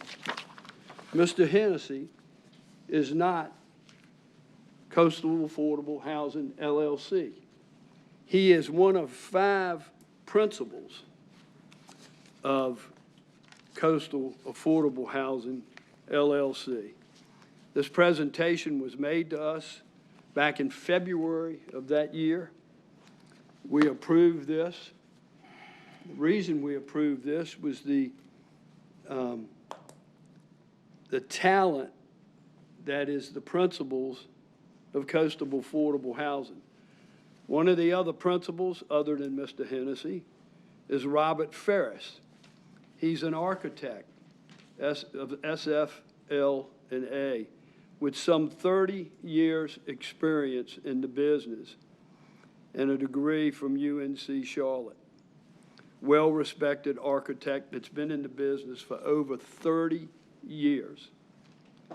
Another individual, a principal of that, is Mr. Rick Green, a real estate development. Started his career out in the banking business, but he graduated from Brigham Young University as a financial planner with great deals of financial background and planning. He is one of their principals. Would many years of service.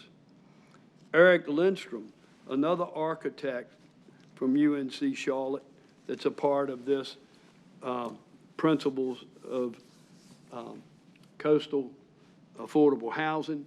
Once again, he is SFL&A.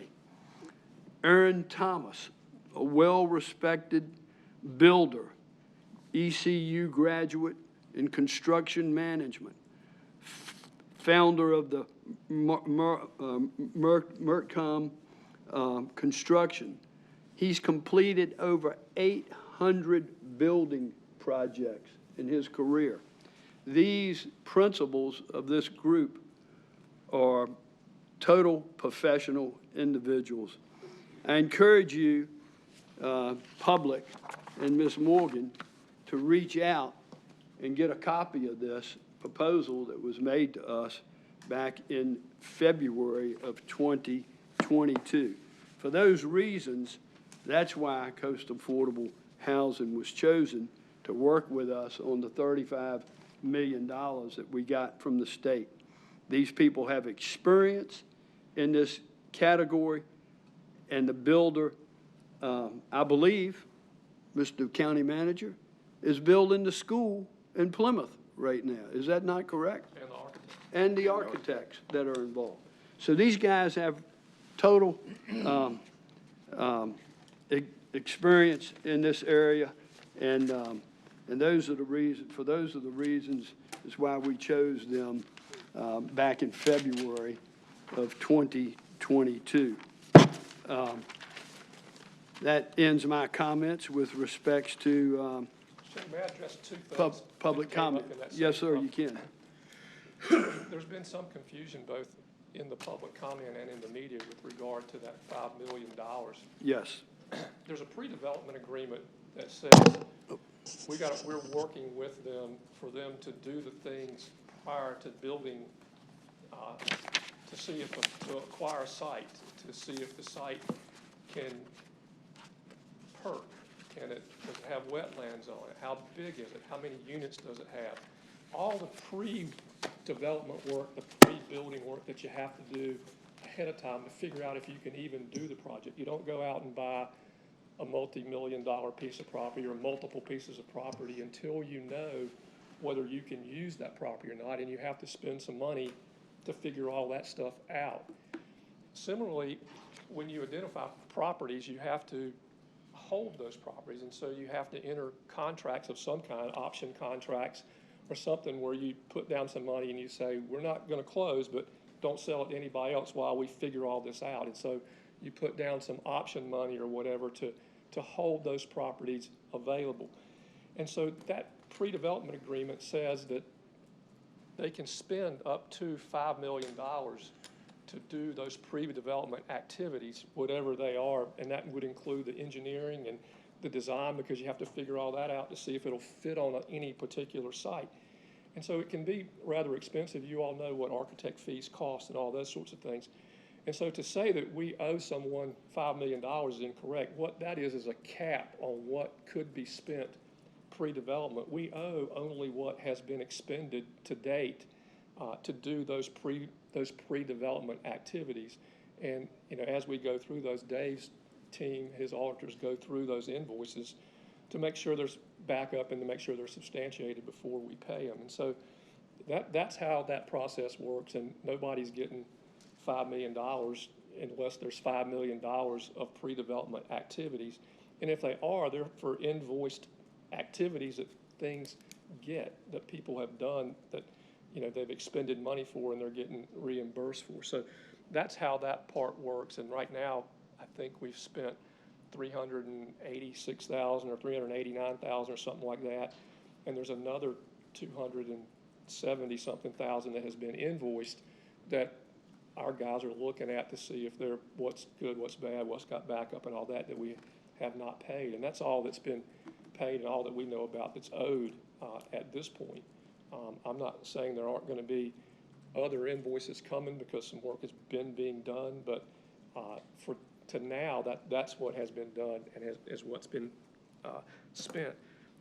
The second thing is there was some comment about the the terms of how we selected the private partner coastal affordable housing. The terms of selection weren't our terms. We didn't set that criteria. The statute which created the money, the statute that gave us the money, created the selection criteria. And if we were going to use the money, then we were required to follow that criteria. So the idea that they had to have been a private partner somewhere else, or whatever the other criteria were that were mentioned, were all things that were done by the General Assembly. We didn't write that statute. We didn't even have a hand in writing that statute. That statute was written by bill drafting or whomever at the state level, and we saw it in the budget as the budget was being developed as well, and we didn't get an opportunity to comment on it or to write it. So those things weren't within our control. We simply followed the mandates that the state gave to us in order to use that money. Thank you for those clarifications, County Manager. Commissioner Quick Beck. question. And is it not true that if for some reason the contract with those guys are terminated, that we own all the product that that money generated to develop that work? Sure. Any of the work product, the plans, designs, whatever, we get those things depending on where we are in the stage of development if we want them. Right, okay. Thank you. Important. Thank you, County Manager. I appreciate you clarifying a couple of those comments that were made as well. All right, as we move forward, item 14, Commissioner's business, County Manager's business. County Manager? I don't have anything except that I need a closed session with regard to a real estate matter when we have an opportunity. Okay, is there a motion to, you want to read that? I'll read it.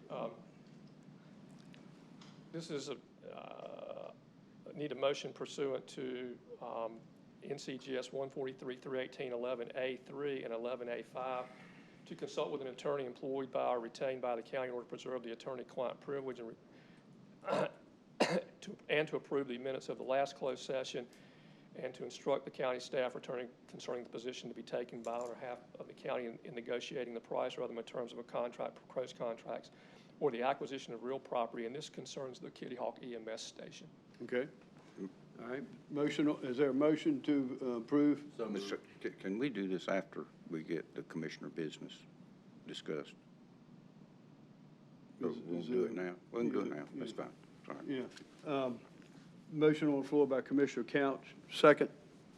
Second. Second by the Vice Chair. Any further discussion? Hearing none, no favor, signify by saying aye. Aye. Opposed, like sign. Motion carries unanimous. All right, we're now in item 14, Commissioner's business. No, we're in closed session. We're in closed session. Oh, wait, in closed session. Excuse me. I'm sorry.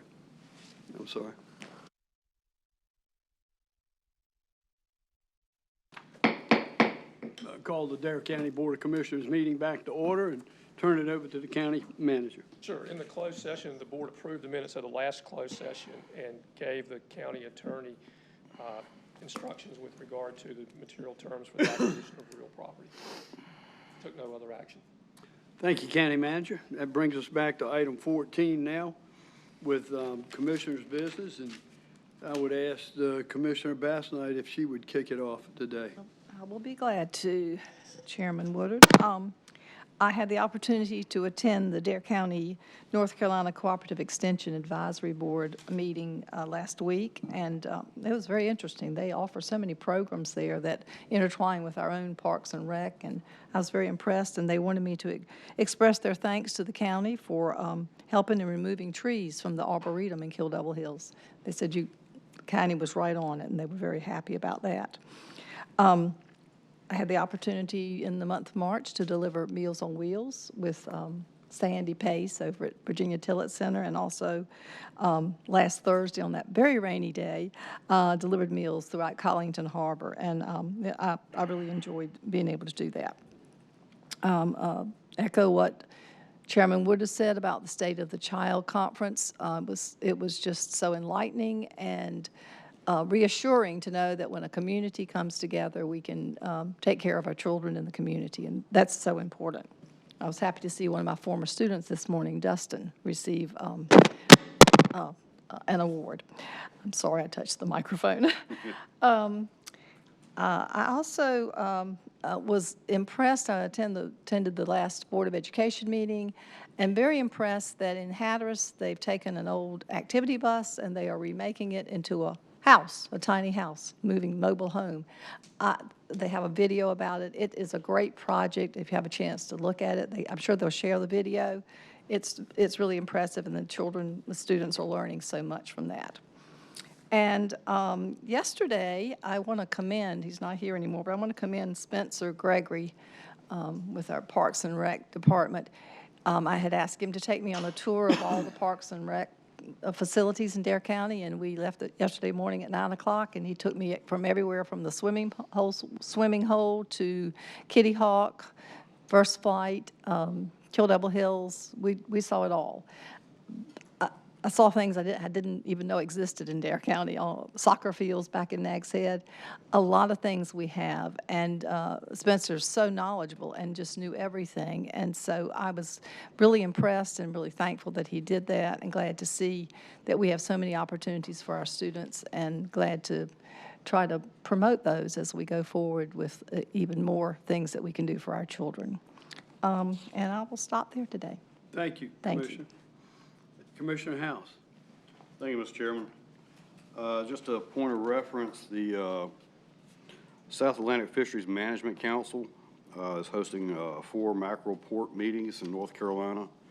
And this is, it's kind of unclear where they're going with the Spanish mackerel, so I do urge all of our watermen to attend. One of the meetings is Wednesday, April 3rd at 6 to 8 at Hatteras Village Center in Hatteras, and another one would be Thursday, April the 4th, from 6 to 8 in this room right here. So It's Thursday evening, right? That's Thursday evening. So also last night I was at the Kitty Hawk Town Council meeting where they approved the special use permit for the new EMS station, and the town council and the mayor actually expressed to me during the meeting to make sure that I pass along to Dare County, our board and our staff that's been working on this project, that they couldn't be more happier with the way things have gone on this project. And I just wanted to pass that on, as the mayor had asked me to do that today. Our day in history. Our baseball fans might find this one a little interesting. 1931, Jackie Mitchell became the first woman to play in an all-male pro baseball team in an expedition game against the New York Yankees. She struck out both Babe Ruth and Lou Gehrig in that game. Hello. Yep. In 1917, Jeanette Pickering Rankin was sworn in as the first woman to serve in the U.S. House of Representatives. And on that same day, Woodrow Wilson presents the Declaration of War against Germany to Congress, which started the American forces into World War I. And our favorite part of any commissioner meeting, meet our pet of the week, Nada. Our pet of the week this week is Nadia. Meet Nadia. She is a 2-year-old black domestic shorthair. She's a little shy, but once she's out and about, she warms right up. She gets along well with cats, dogs, and children. To adopt Nadia, or foster one of our other animals, come visit us Monday through Friday at our shelter located in Manio. For more information, visit our website at obxspca.org or visit our OBX SPCA Facebook page. So please run down and take a good look at Nadia and all the other animals they have there, and hopefully you can give someone else their forever home. Thank you, Mr. Chairman. All right. Thank you, Commissioner. Vice Chairman. Thank you, Mr. Chairman. First of all, I'd like to say congratulations to our service pin recipients, Matt, Bill, Matt, and Sheila, for their 50 years of service. As we always say, we can't run Dare County without them. And our employees of the month, Dustin, James, and Missy. Gracious, 3 at one time. That was quite something. gets busy that time of year, so it backs up. Also participated in the Meals on Wheel in early March, and I agree with Commissioner Bass Knight that it's quite something to take meals to these folks and have some conversation with them. It's always interesting and refreshing. Attended the State of the Child Conference. If you missed that, you missed some great information. That was well done, great presenters, and just like you always do at those things, you learn a lot. At the Southern Shores EMS ribbon cutting on the 15th, had the opportunity to meet, as I'm sure everyone else did, with 2 EMS people from Chowan County, and they made it clear that they were going home and asked for the same thing. So, it turned out to be a good deal. I want to respond to some public comment that was made, particularly with reference to county manager, and I want to say the following. I've worked with Bobby Alton since October of 2013. The public comment presenter has not worked with him a day, an hour, or a minute. I have found Bobby to be selfless, hardworking, and making decisions in the absolute best interest of Dare County for the 10 years that I have been on this board. I've always found it to be comforting that any response from him on any issue was not only factual, but also legal, without having to call someone else for a legal opinion. He worked for countless hours on housing for 3.5 years, both with Woda Cooper and with Coastal Affordable Housing, each with different rules of operation. It is a complicated issue, and it is not as simple as people think, even on the land owned by the county. Reference Bowsertown. Finding fault and criticism is profoundly easy. Finding solutions is not. The at least 10-year-old argument of conflict of interest is specious at best and ridiculous on its face. You can dig a little deeper and get some real facts on the issue as a whole, or you can cherry-pick segments and choose to continue to criticize and believe what you want to believe. But whether you choose to or not, in the unforgettable words of Rhett Butler, frankly, my dear, I don't give a damn. That's all I have. Thank you. Thank you, Vice Chairman. Commissioner Bateman. Well said, Wally. Participated in the polar plunge. They raised over $50,000. Phenomenal day. It was cold, great participation. Had a great time there, and for a really, really good cause. Last Thursday, I attended the Jockey Ridge, Friends of Jockey's Ridge dedication and ribbon cutting for the Baum Center there on property. A great turnout, and once again, they're doing great things over there at Jockey's Ridge. Also attended that afternoon the Buxton meeting in downtown Buxton concerning the Coast Guard station, and there were some upset folks there. And I appreciate the efforts of this board, appreciate what Chairman Woodard,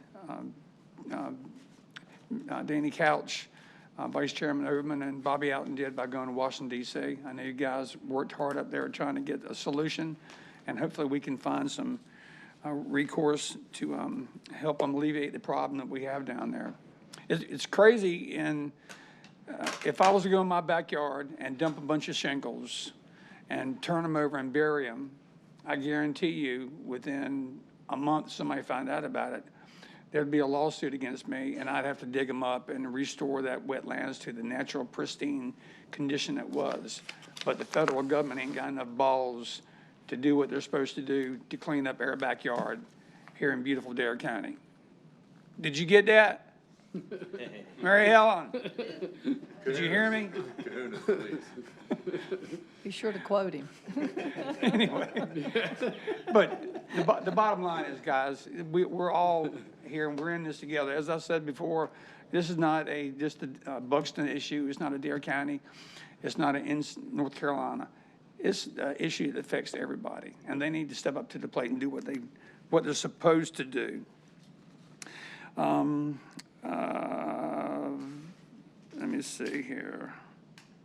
Jersey Mike's, they had a fundraiser. All the funds went to the Outer Banks Relief Foundation. I believe this was this past Thursday. They had it. They raised $27,000 for that organization, which is phenomenal. It's really good there.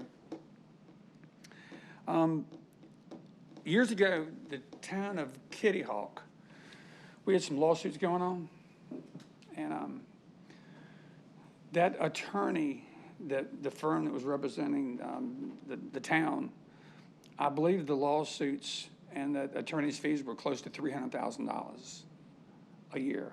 And this went on for a couple of years. It was 151 a year, 200 next year, 300. We finally changed companies and went to another attorney.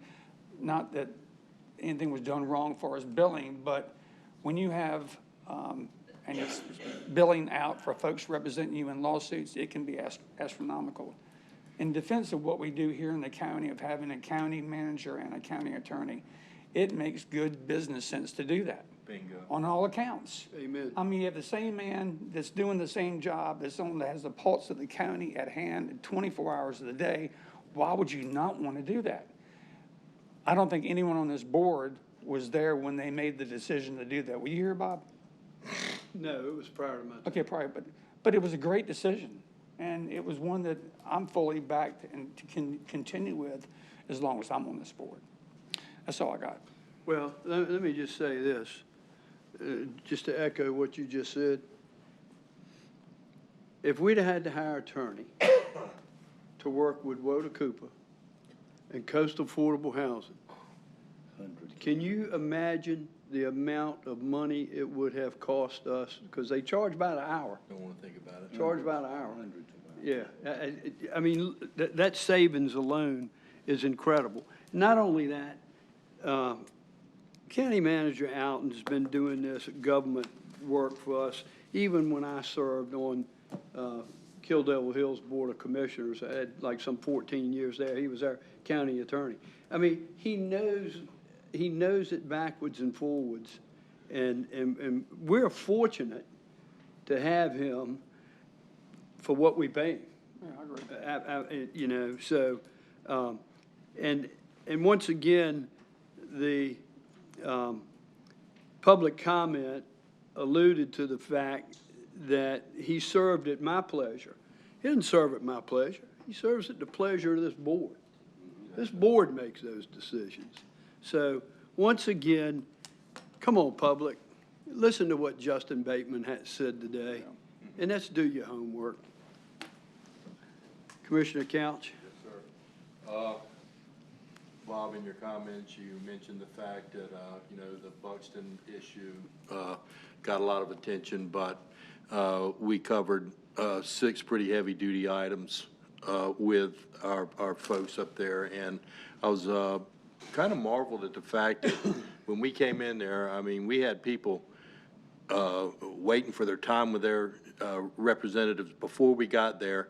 And when we got done and we stayed on schedule, when we were coming out, there was another crew wanting to come in, and but they knew our issues. I was amazed that every time we brought something up, you could see that they were ahead of the curve. But thank you for bringing up the fact that we discussed Oregon Inlet, we discussed the permitting, we discussed the Highway 12. There was all sorts of things that I was very glad to have made that trip, and I'm glad I went. I had to juggle my schedule, but I knew this was important stuff. We don't always get access to those guys, but I was further tickled that they knew us, and I'm appreciative of those guys. I think we've got good representatives. I wish we had more, but that's the way it is. Just want to talk to you a little bit about a guy named Walton Fulcher. He was the founder of Methodist Men. He died at age 94. Just saw his obituary in the paper there. He was head of the co-op down there. He was a ordinance guy. You know, he's dealing with bombs in the Korean War all the time. He was a major, but the guy had no blood pressure of consequence. If I had a job like that where I was handling bombs, I would freak out. But he was just a steady rolling. I'm really going to miss that guy. I'm just glad that the Methodist men it was his vision. There were two other guys in there that set it up. But I mean, what they've done in the community down there, and their charter makes it specific to Hatteras Island, is I just thank God for those guys. And on the same day, there was a recipient of a lot of aid and assistance from Methodist men. We actually got her a car. She was a two-time cancer survivor. She finally passed, and she was just a regular salt of the earth person. Her name was Mary. I'm not going to get into her last name. But we lost somebody who founded that organization and somebody who benefited greatly from that organization on the same day. Chamber, skipping gears here a little bit, the Chamber and the Beach Buggy Association have both weighed in on Buxton Beach down there, and I'm glad that they've done, because being in the real estate business down there and having my ear to the ground, it's affecting reservations. The general public, they don't, all they hear is what they hear, and they don't. You got pollution down there? Well, I'm going somewhere else. We can't have that. So I'm glad that the message has been massaged to show that there are 70 some odd miles of beaches down there, and that one little area there should not impact people's vacations. We're looking forward to a great summer down there. The weekend, the weather was just fantastic. So I would tell our guests, we got plenty of beach. Don't get upset. Come see us. One more little piece of good news, very heartwarming. Grandson of a friend of the board here. He's actually in the Methodist men as well. Most every men down there covers 7 denominations. They call it the Methodist men because that's what the charter's in. But we've got agnostics. I think 1 or 2 atheists in there too. But this guy, his name was Tucker Carroll. He had some blood work done, and it turned out that he had a very rare blood type. I mean, he's got family down on the island. And he got a call from a hospital, a national hospital, and said, we have someone who's in need of a leukemia patient and is in need of your blood type. And he said, I'll be there. He bought a plane ticket and flew out to give donation for this guy to live. And it was just an amazing thing. He doesn't want any recognition. It was actually told to me by somebody else, but just really makes me feel good to know that there's people like that out there. Congratulations to all our people. I know that we have, when we have service pins and when we have employees of the month, it's all, I love that stuff. I really do. I could do that all day long. But it was just the Matt, the girls there from social services, I've forgotten her name, bless her heart, but she goes in there and does hospice work, and that's an amazing woman right there. And James, I've known James for years, and he's a hard-working guy, and these are the guys that help keep us go. I don't care if you're a head of a department or if you're somebody who's got to pick up trash or change the oil in fleet maintenance. We got really, really good people in our county. I'm just tickled to death. I'm gonna just can't say enough about them. One last thing, I didn't want Chesley Midget Foodorama just to go by without, and I mentioned it, and you and I talked a little bit about it. I really liked him. He had roots down in Hatteras. I mean, he'd tell you the way he saw it. I used to rent from him in my 20s and everything, and we'd stay up till daybreak, take a shower, and go to work. But he would say something about it, but you knew that he'd been there at some point in his life, so he never made too much of an issue other than just quiet down because my phone's ringing. That's it. Good meeting today, and I appreciate the good work of this board.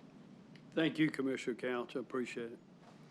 County Manager, do you have anything else for us? Nothing else, Mr. Chairman. Okay.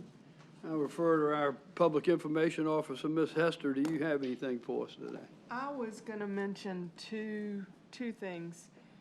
Volunteer Month, I think it's important just to recognize all the people that do volunteer with the county help with so many of our services. I immediately think of Parks and Rec and all the people that coach and do what they do. But we do have a site, we have a page where we list volunteer opportunities, so there's lots of ways to get involved.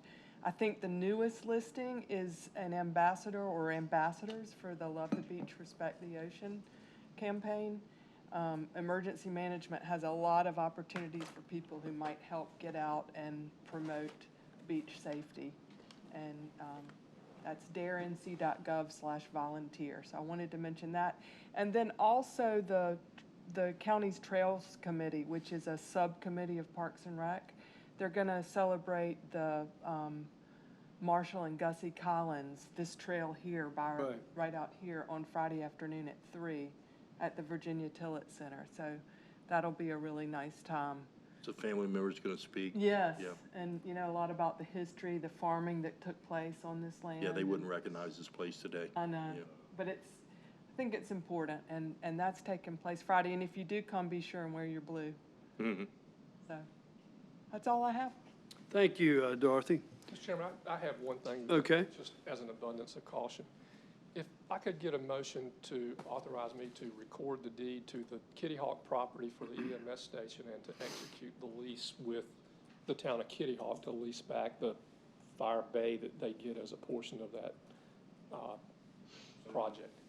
Okay, there's a motion on the floor by Commissioner House, second by the Vice Chairman. Any further discussion? Hearing none, those in favor signify by saying aye. Aye. Opposed, like sign. Motion carries unanimous. That brings us to the close of our meeting today. I thought it was a very good meeting. We had a lot of good presentations, and I want to thank my fellow board members for your commitment and your dedication to Dare County, because it's second to none. And I'm privileged to serve with each and every one of you. With that being said, I need an adjournment motion until 9 o'clock on May the 7th. Motion to adjourn. Okay, there's a motion by Commissioner House to adjourn until May 7th. Is there a second? Second. Seconded by Commissioner Bassnight. All those in favor signify by saying aye. Aye. Opposed, like sign. Motion carries unanimous. I figured it out.